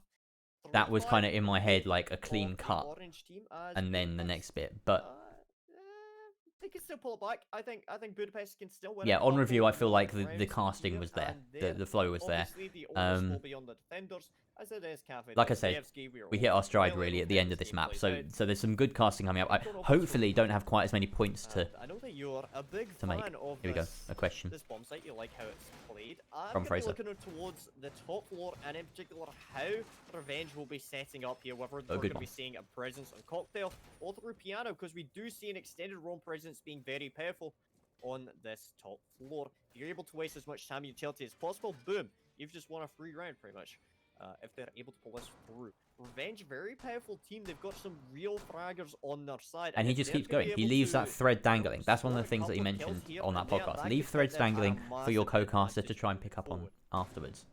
Because Yeah, and I'm gonna bet that right now we're actually gonna see Revenge do fairly well on this defense, based on the fact that they were so convincing on the attack here, and that just speaks to potentially a side that really knows what they're doing when it comes to reading, both on attack and defense. You do need to kind of have a good understanding of how a site is defended to be able to attack it as effectively as they did in their attacking half. And I want to point out as well that particular. I can't remember if I double get wall that was prediction probably right my or not. Favorite way of approaching this defense, the one between Fraser and Seiji, you'll top probably right. remember better than I. It's been electro. I'm not looking at the round count.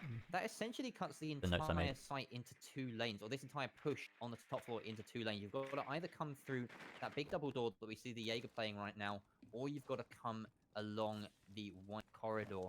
And right now, there's resistance in. So analysis of the reading room takes, I'm really comfortable with.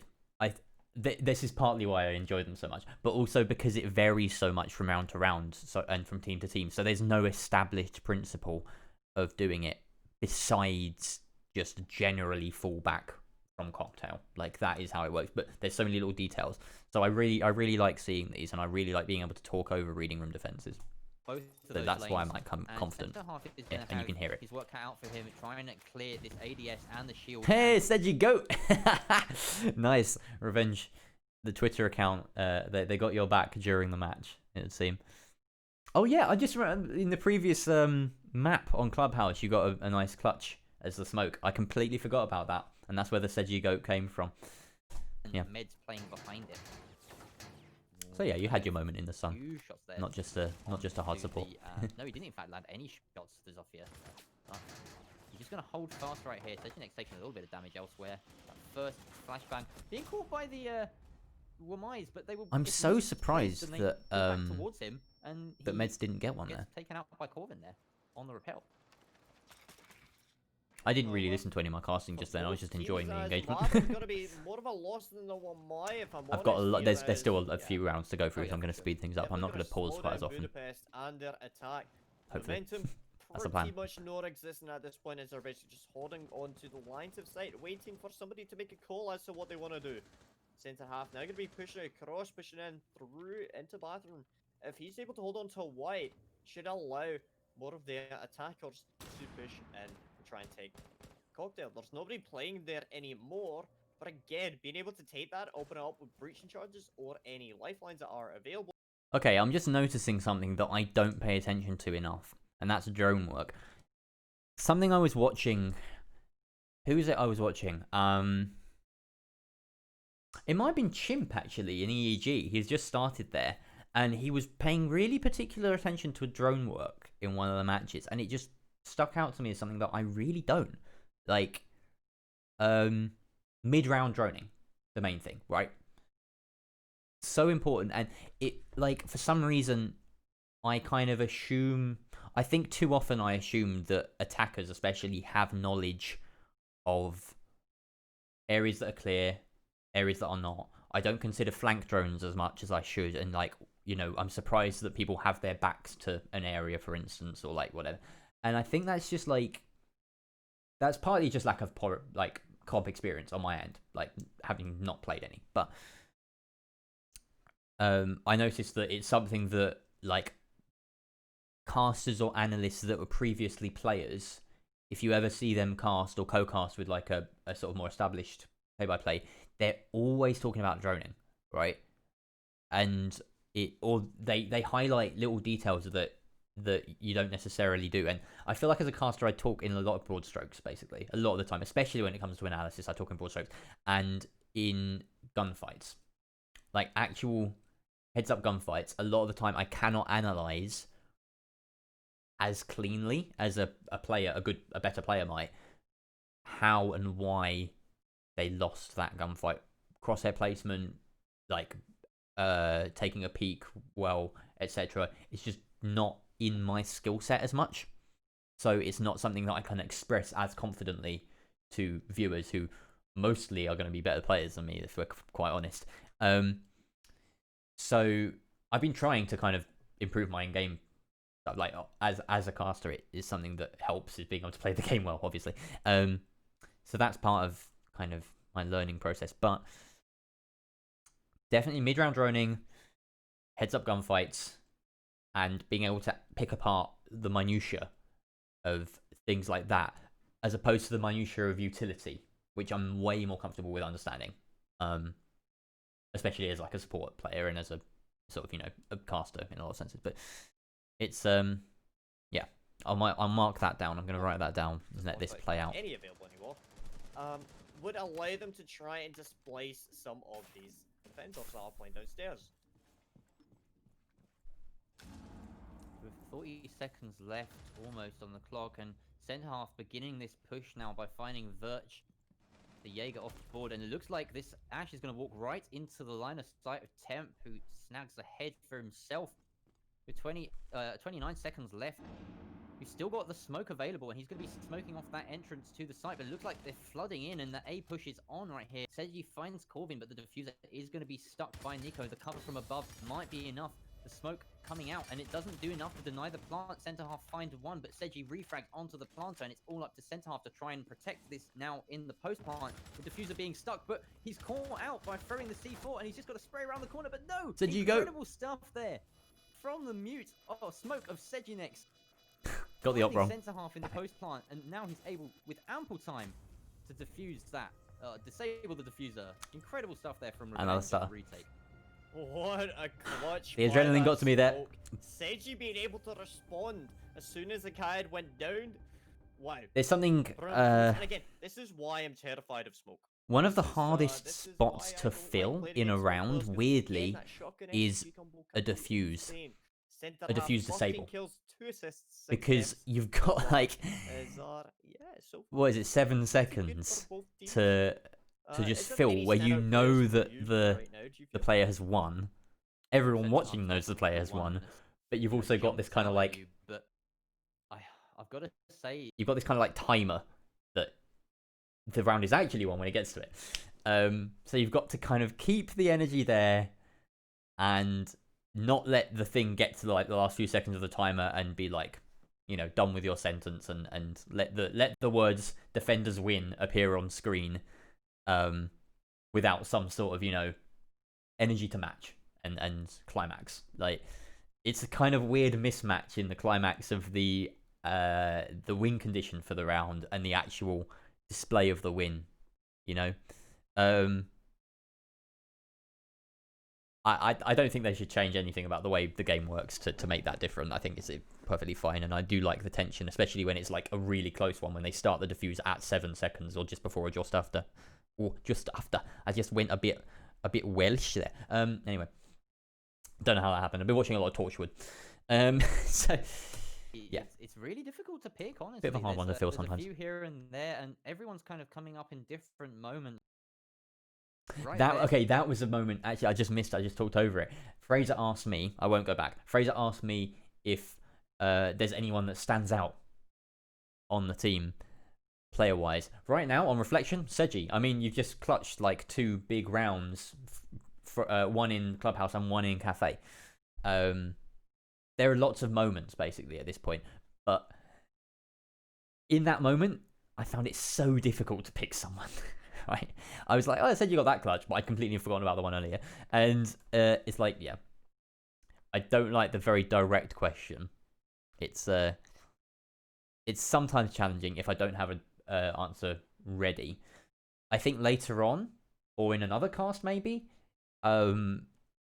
Fraser asked me some direct questions that I'm way more comfortable with answering, and he also phrases them in a slightly more open way, etc.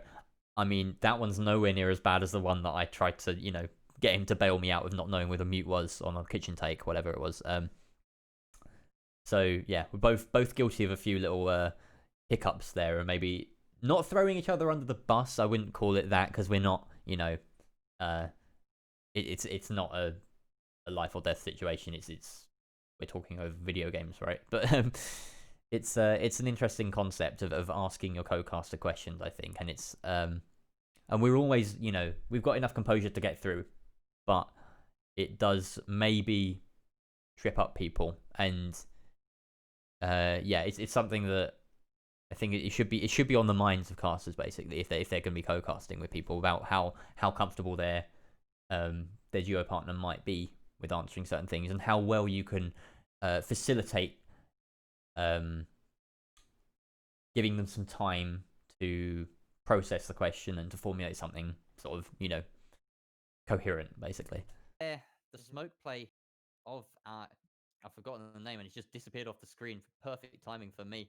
The smoke play of course, Seji doing absolute wonders in the final. That's few me moments. just having really poor memory. Such hell to play against those gas canisters when it comes to the final few moments. I do apologise, so Seji. Do not take it personally. If you're still here, by the way. Well, Don't know if you're here. Probably not, because you haven't replied. Oh, Jesus! There's been more messages in the chat. I haven't seen it. It hasn't been auto scrolling. Hold on. Let me catch up with chat. Okay, so Trix is good. Still impressed by the production. I heard roasting and I needed to watch. Yeah. I'm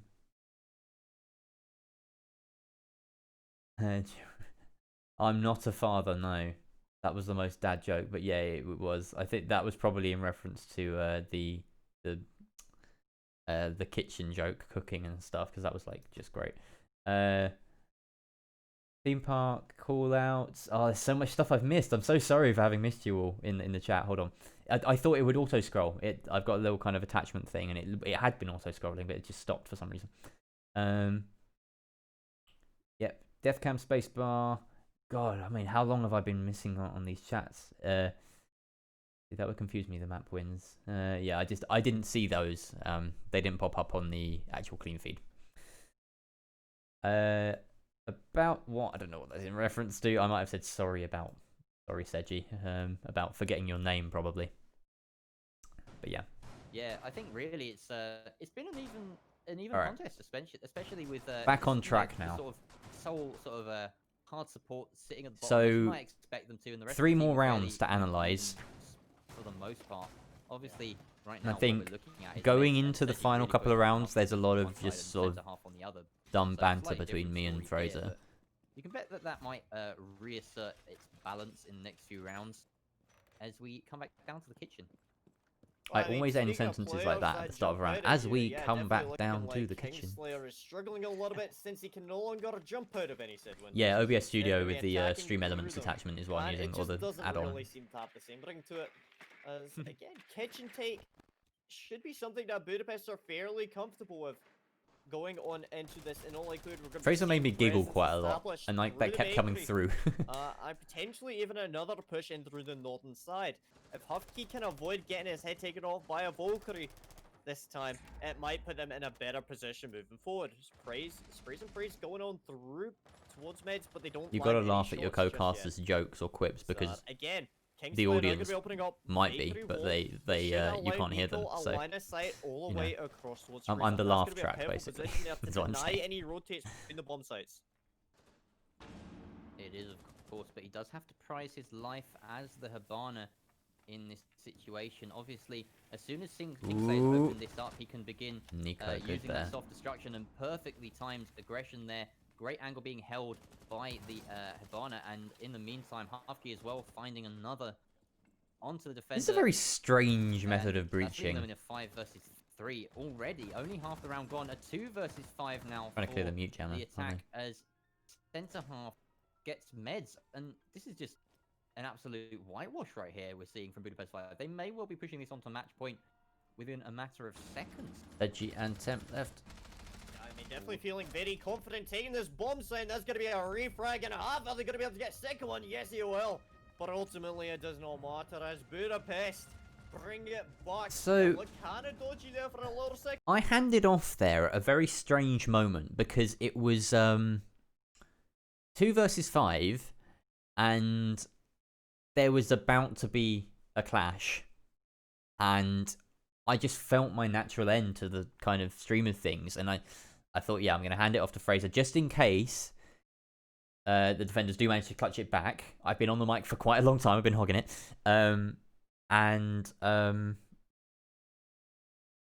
Yeah, I mean, they fell short, so it ended up being like a 5-second shoutcast at the very end for Fraser. But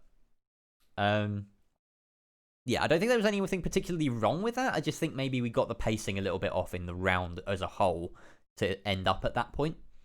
But honestly, that didn't show too badly, and I think we covered it well. So Second or two, but Kingslayer is able to try something and maybe bring it back. to note if Really you're a slightly less performs overall, and experienced again, caster, you not do surprising generally they're gonna be want going to over to make round sure that 11 you're match points. you're leaving space. If you're not doing the play-by-play at the very end of a round, don't jump into it. Like, it's my pet peeve, all right? Don't jump into someone else's play-by-play. It's so off-putting. It's not good to listen to. It's not helpful for the casters or the listeners in any way. It's like, it's one of the worst things you can do as a duo caster, quite in my opinion. If you jump into someone else's play-by-play, interrupt them, and try and pick it up yourself, it's just not good. And obviously myself and Fraser are experienced enough to know that, and we just do this naturally. But like, yeah, I think it's just something that, you know, going forward, if you find yourself doing it, stop. Just stop. If you're on the receiving end of it, you'll know how annoying it is. And if you're not, if you're the one doing it, then I mean, just stop, basically. Make sure you're asking your co-caster after a match what you can do better. That's one of the biggest things. This is one of the points of this whole thing that I'm doing right here, is that it's a reflective process. I'm doing it very soloistically right now, but one of the best things you can do after a match, if you've just had a duo cast, just have a quick chat with your co-caster. Be open to criticism. Be critical yourself. Be critical of yourself and of your co-caster. And if you just do it in a nice and positive manner, always try and have something positive to say about your co-caster at least. Otherwise, it can just come across as trashy. But in general, there will be positive points, and you're doing this because you like it, and people will be good at it because they've done it enough. And if they're not, and if they're really rubbish, then just be straight with them. I've never come across anyone like flat out bad enough to have literally nothing good to say about them. So it's it's just a good way of improving people, and be choice with your points. If someone's doing a million different things wrong because they're new, which is probably likely, just give them the 1 point. As an experienced caster or as an experienced observer, whatever part of the side of the thing you fall on, I think it's kind of your duty or your responsibility to help newer casters get into it. That's partly what this is about. But also not to intimidate them off or scare them off or make them feel like trash. Give them something positive to work with. Give them one main point that they can improve on. And I think most importantly, try and spread a culture of actually sharing criticism, because it's something that exists so much in so many walks of life. But my experience of it is with music, that you just share your criticism openly with each other. Everyone's very open to it. People very rarely take it personally, because if you're good at sort of sharing it, then you shouldn't take it personally, and people are experienced and they know it. But whatever. My point is, get into a habit of critiquing yourself, critiquing others, and do it in a positive manner. Simple as. Budapest 5.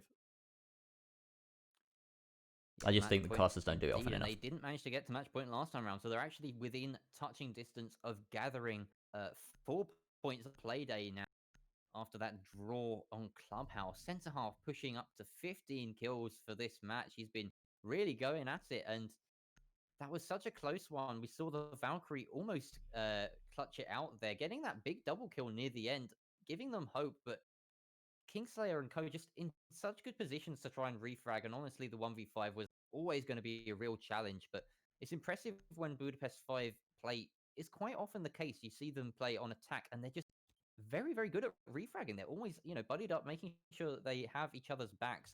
It's rare that you see them kind of swept aside in flawless rounds. What's coming is a very strange moment where Fraser decides to start digging at me, and I really don't think it's called for, but it's funny enough to get away with, and we kind of, riff off of it anyway. So, yeah. But, anyway, it does happen to them, but it's cool. Yeah, they seem to be a very good and I enjoyed it side from what I've seen. So essentially, what you're saying is they're really good at dying and then able to pick it back at the last minute. That's what you're saying. A lot of the time, yeah. Sometimes they just let it go.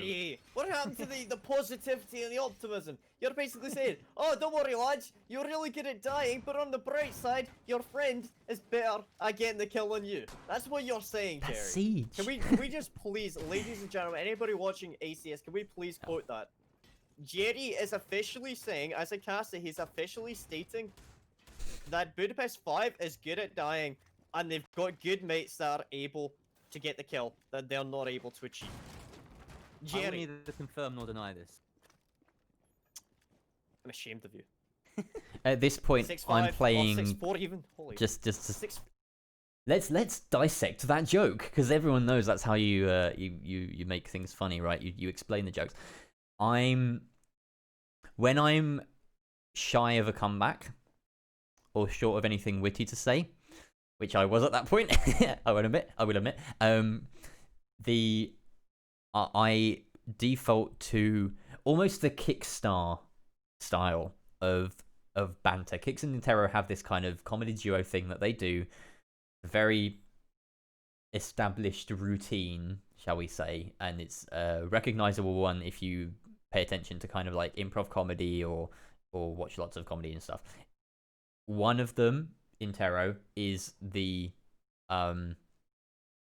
he's basically the clown, in a weird way. He's the one that makes the jokes, that does the funny stuff, and then Kix is the straight guy, and it's that dynamic that keeps them kind of palatable, because you can't have two clowns, you can't have two straight guys. And by straight guy, I don't mean anything to do with sexuality. It's right here, I am the straight guy, not just in because yeah, if anyone doesn't know, Fraser's gay, and I didn't say a gay, I said gay just then. I don't know why I'm stumbling over this, but yeah, Fraser's gay and I'm straight, so we kind of have fun on cast, like poking fun at each other and like semi-flirting, just to kind of like, you know, give the viewers something to enjoy. But it's yeah, it's all in good spirit, and in a comedy duo sense, Fraser is the clown or the funny one, whatever, and I'm the straight guy, in the sense that I will play kind of deadpan. And in this situation, I can neither confirm nor deny this. That's like the deadpan response that I'm just gonna stick with for my stance. And then later on, he just pulls the rug out, and I'm like, I flip out, and I'm like, oh no, you're twisting my words, blah blah blah blah. But yeah, honestly, I love Kix's humor. I love Kix's deadpan humor. There's one incredible moment. I think I clipped it ages ago. It was on I think it was a DreamHack, where Intero said something like, he introduced Michael as part of the broadcast was starting. He was like, and I'm joined here by the one and only Michael Stockley, or as some people like to call him, Kickstar. And then he goes, and then Michael goes, everyone calls me Kix. And then he goes, and then Terry's like, what about your parents? Do they call you Michael? And then he goes, no, I don't really know. They don't really talk to me. And then there's just like a really awkward silence where he like kind of goes, and then Interro's just like, we're going to be going onto the map with Cafe. It's like that kind of humor just gets me. Anyway, and he literally he delivered it so well that people had to check afterwards that he wasn't serious. Like, he literally had to tweet out, like, contrary to what I just said on broadcast, my parents love me and they talk to me. Like, oh, it was so funny. Like, I just love that style of humor. Anyway, like, that's the kind of thing we fell into. We didn't, this wasn't a pre-planned thing between me and Fraser. We just kind of fell into these roles. Potentially they could pick it and up. we play up to it a lot more now when we duo as well, which is quite fun. Top floor is not this the was us best, kind of discovering let's be that. honest. Pretty sure they've lost every time that they've tried to take it. But let's have some optimism and positivity in our lives, because that's what we are here for. They can do this if they try. Possibly. Ooh. That's the asterisk at the end of that, is possibly. We haven't actually seen Revenge play any Cafe this entire season, so either they're not as well practiced on it, or they're going into this with the hope that there's just no intel going into against them from Budapest 5. It's like watching the previous they are bar hold again. They're under the caution. They do have to try and win both of the remaining rounds. It's like deja vu. Level. Nerf still sitting here in this advanced position inside of Cigar, but he can't get too aggressive as Maverick is holding from New Hatch, so doesn't want to push up. And the swing coming out for Havana, but nothing comes from that. And Kingsley actually taken out on New Hatch, but immediately the refrag coming out from center half, and that's the mute dealt with. Impressive stuff from Verge to take that fight through the hatch. Yeah, I was quite happy with that, because I managed to highlight a play that was completely missed by the observer right there. Obviously, it wasn't possible to see both at once. I mean, unless you do the top down. But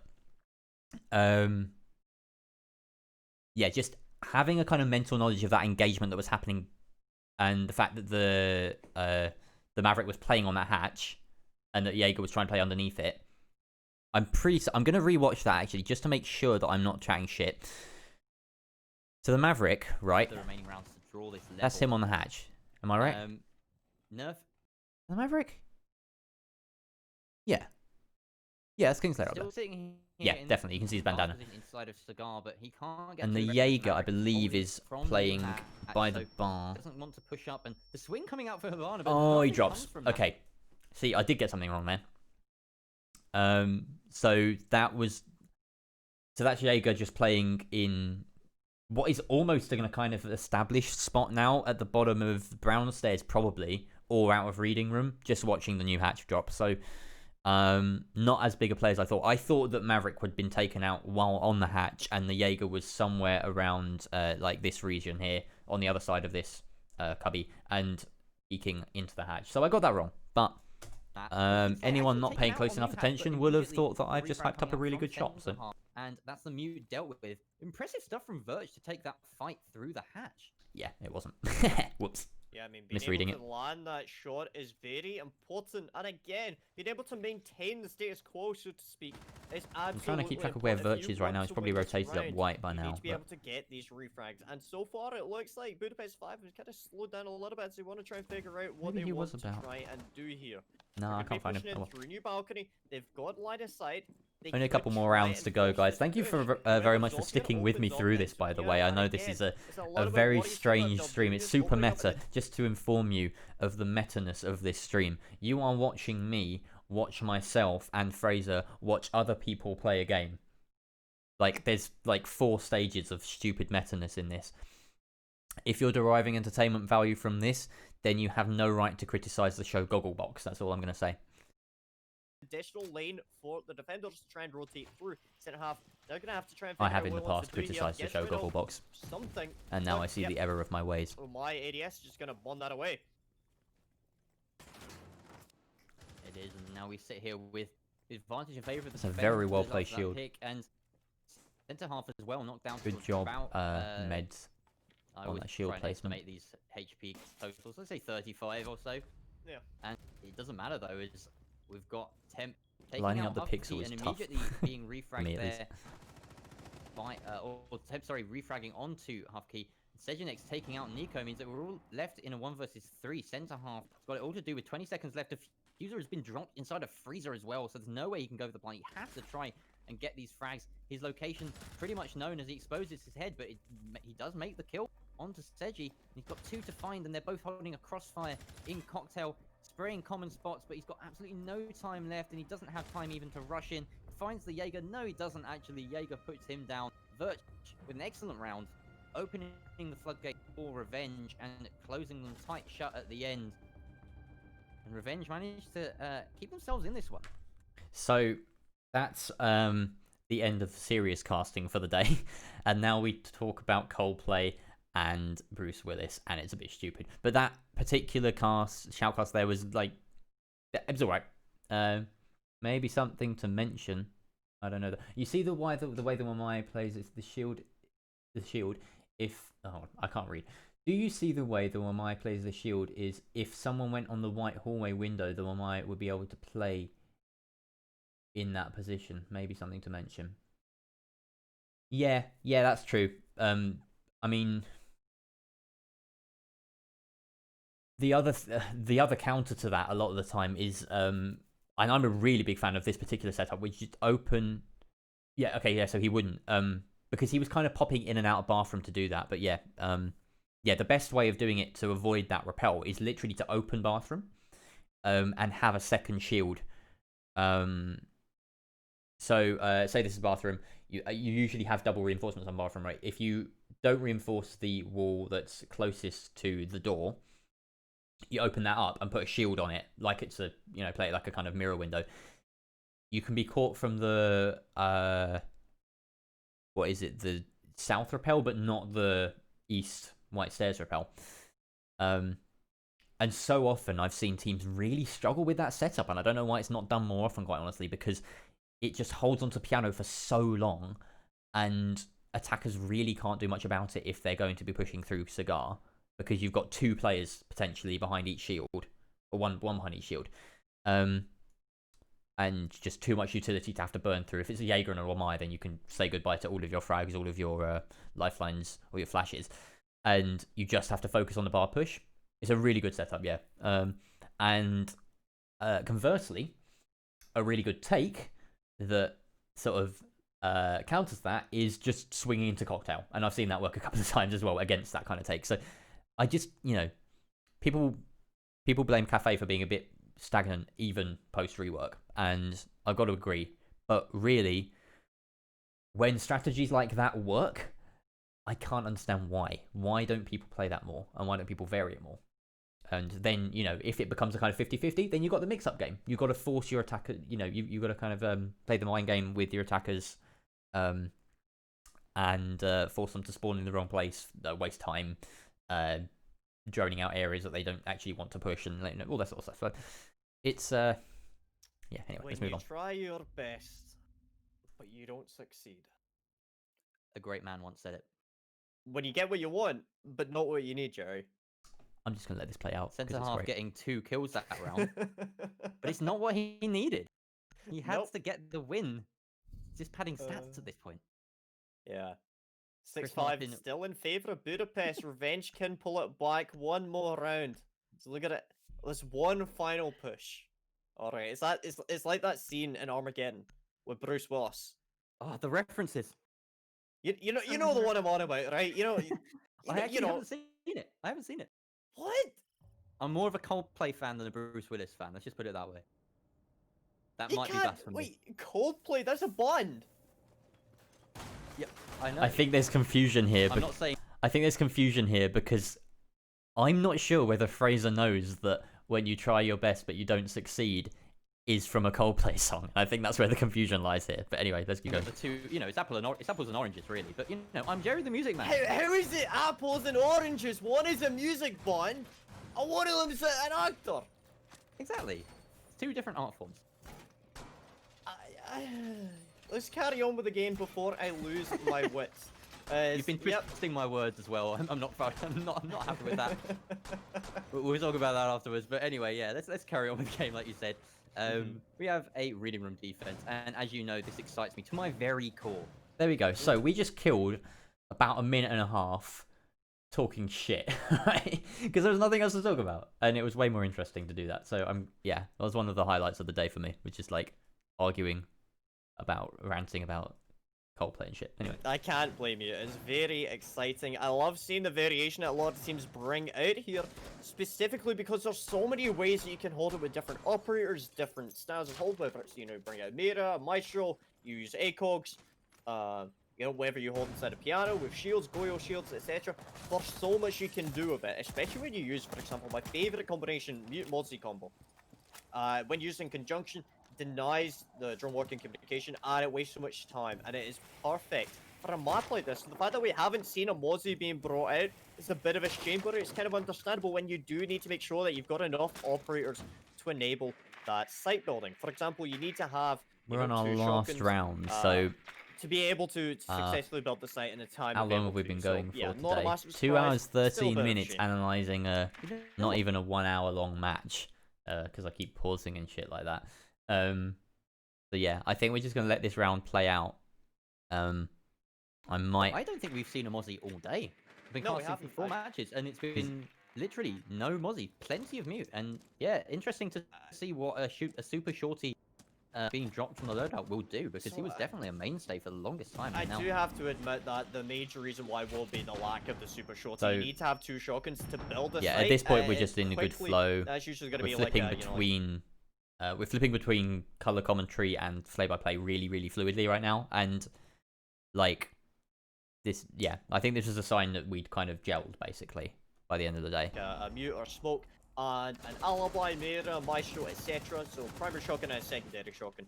Nowadays we're currently seeing 2 shotguns being brought out, but shotgun is not what's going to be downing center half. It's going to be a guy with a gun that's other than a shotgun. Not that Yeah, simple. that- With the Hufkey managing to claim that Session X there as Hufkey is taken down in response. Centre half managing to be picked back. I use managing a lot as well, actually. Let's find another word for managing sometime. Managing, managed, all that jazz. Gonna go do some synonym searches after this, and when the end of this round comes, I'll read through my whole list of everything Can't be there by I hate about myself. 20 health instead of the 1 that you would be if you withstood. But Virch also falling down to about 12 HP now, and pretty even standing. I say that as Kingslayer eats the better half of a C4 right there, being taken down to about 60 and not by himself. So now all the defenders having fallen back to site, and Meds playing this extended position inside of mining to try and prevent a pillars push into reading. We've got an exciting minute of the round, exciting final minute around about to play out in front of us. That was a bit of a stumble. Yeah, I mean, looks like Budapest now going to be dropping down and likely going to go for the same style of plan and push. But look at that shot from Pillar! That's what you're droning out there. Jaeger's going to get taken down, but that's going to be a double kill for Corvin. Two defenders left to find and two attackers. I thought he was left to handing find. me over there, 5 handing seconds over to me. remaining. Are they going to be able to do this? And now he is. Yeah, the double kill going back and forth. There is Corvin now taking the That's an opportunity example to of a go good straight question. on in, and centre half with this perfect cover prevents the rotate from Temp, but now it's all down to Nerf, but he shotguns down Corvin and finishes him off with a knife. Centre half drops in and it's a win. There for revenge, they take the draw on the day. Excellent play from Nerf to prevent that comeback there, and in fact prevent the win there from Budapest 5. An excellent comeback. They were 6-4 down, 6-6 the final score now, and 2 draws. Centre half with 18 kills, but it doesn't mean anything at the end of the day. Just the 1 point for his team. Wow. Alright, centre half really showing what happens when you stick G. Yeah, that spot did happen twice. That was exactly the end. That is exactly the same as the end of another round in that game, wasn't it? Killing the planter, and then taking down the last person, dropping from heaven. Sejinex and Nerf. Yep. Wait, how? So Sejinex and Nerf were the ones that clutched that round, basically. Good stuff. Yeah, I don't think. I'll let this play out because we're still talking about the rounds. Yep, just 18 kills, but at the end of the day, it's just not a win. Yeah, well played to revenge. Brilliant performance by all of their team. I thoroughly enjoyed that game, and wow, I honestly never thought that a Cafe Dostoevsky game could be that exciting, but here we are. I enjoyed that, Jerry. I really did as well. I think the real winner today is draws. Who doesn't like draws, really? When they get that close, that's just, What am I doing with my hands? Real heart-pumping stuff. And 1 point for both teams. In fact, 2 points for both because they get 2 draws. Means these two teams basically have just turned up to each other and said, you know what, we're perfectly evenly matched. And I can't think of a more fitting way to end it. So, that is going to be... Yeah, and then we close out. I'm not going to analyze our broadcast capabilities because that's something else, and I know how I need to improve on that. For the time being, I'm gonna keep that little nugget in there for myself. But okay, so we've made our way through the whole damn thing. 6 people have are here right now. I think there's been a good core of 3 or 4 that have stuck all the way through. CD and Seji, thanks for being so vocal as well in the chat. I'm going to do a quick roundup of all the things I've written down. Not too much, just like less than half a page. So, words that I say too often. This is the basic level stuff.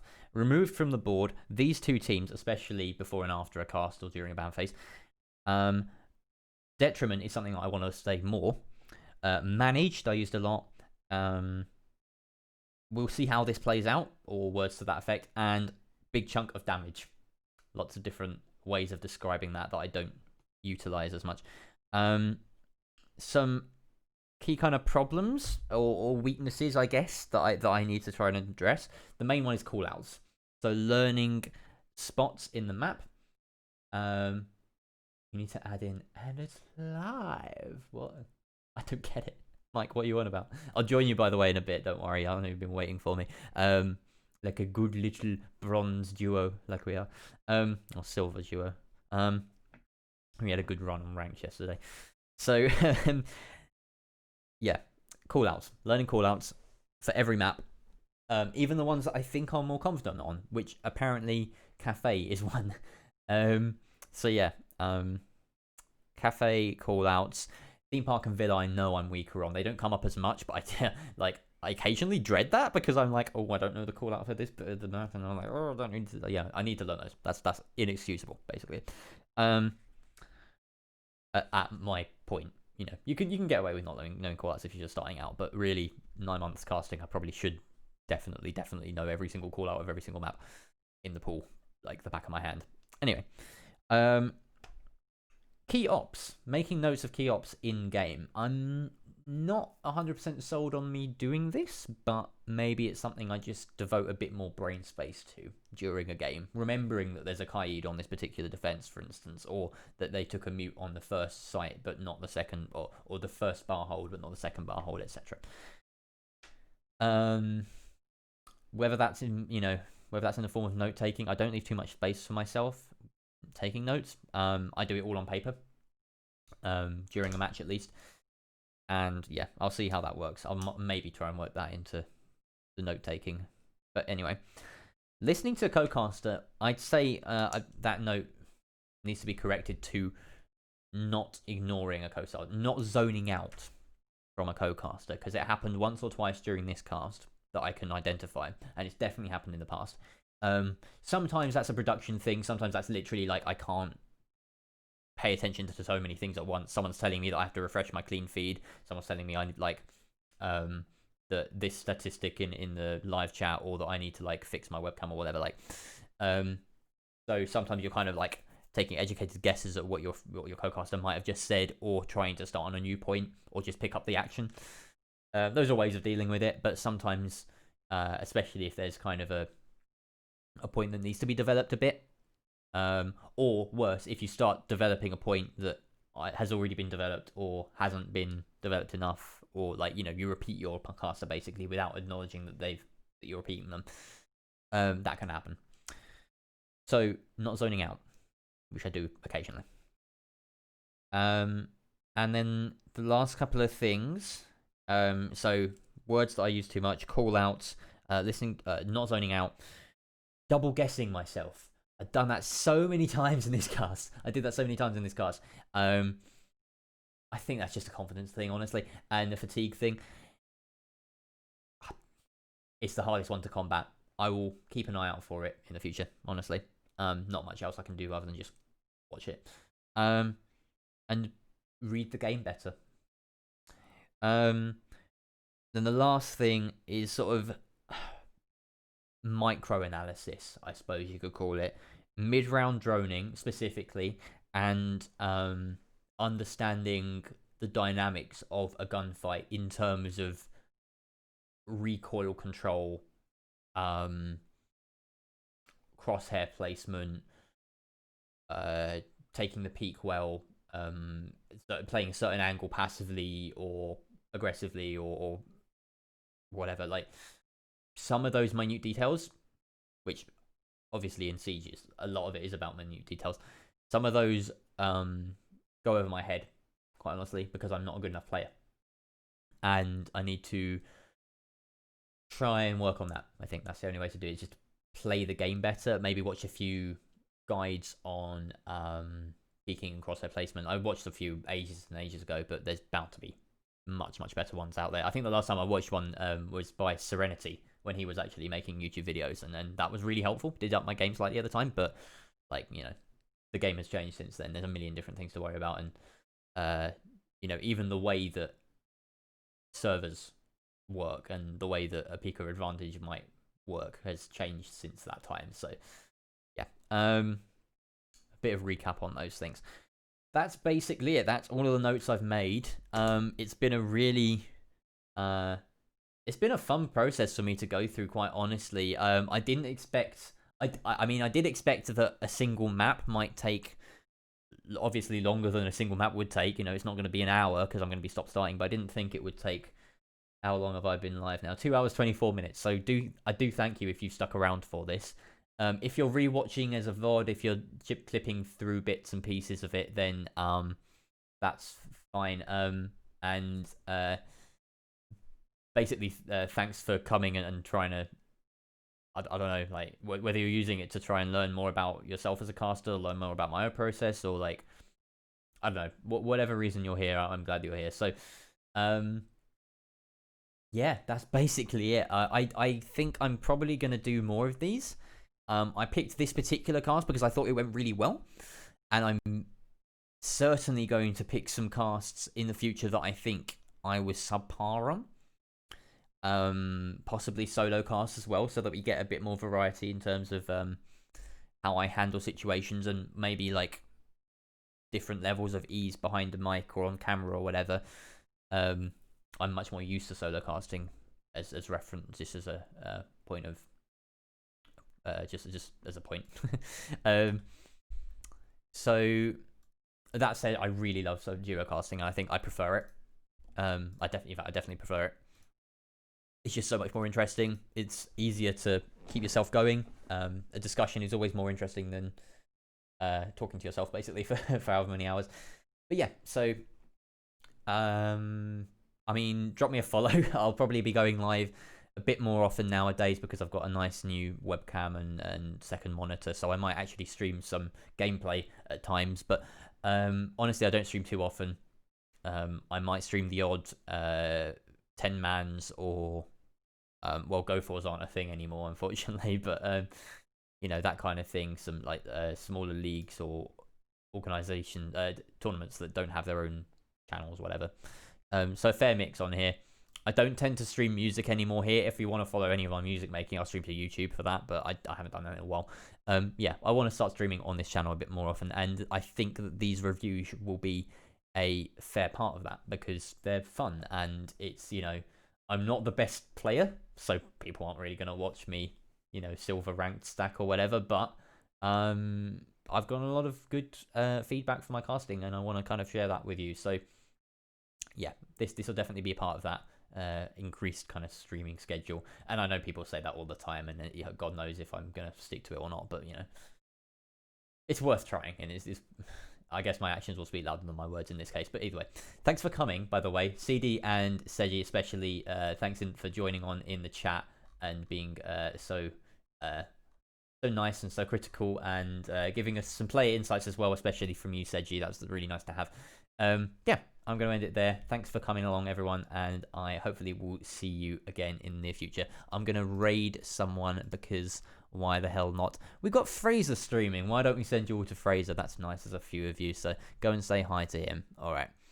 Thank you very much, guys, and I'll see you on the flippity floop. Bye-bye.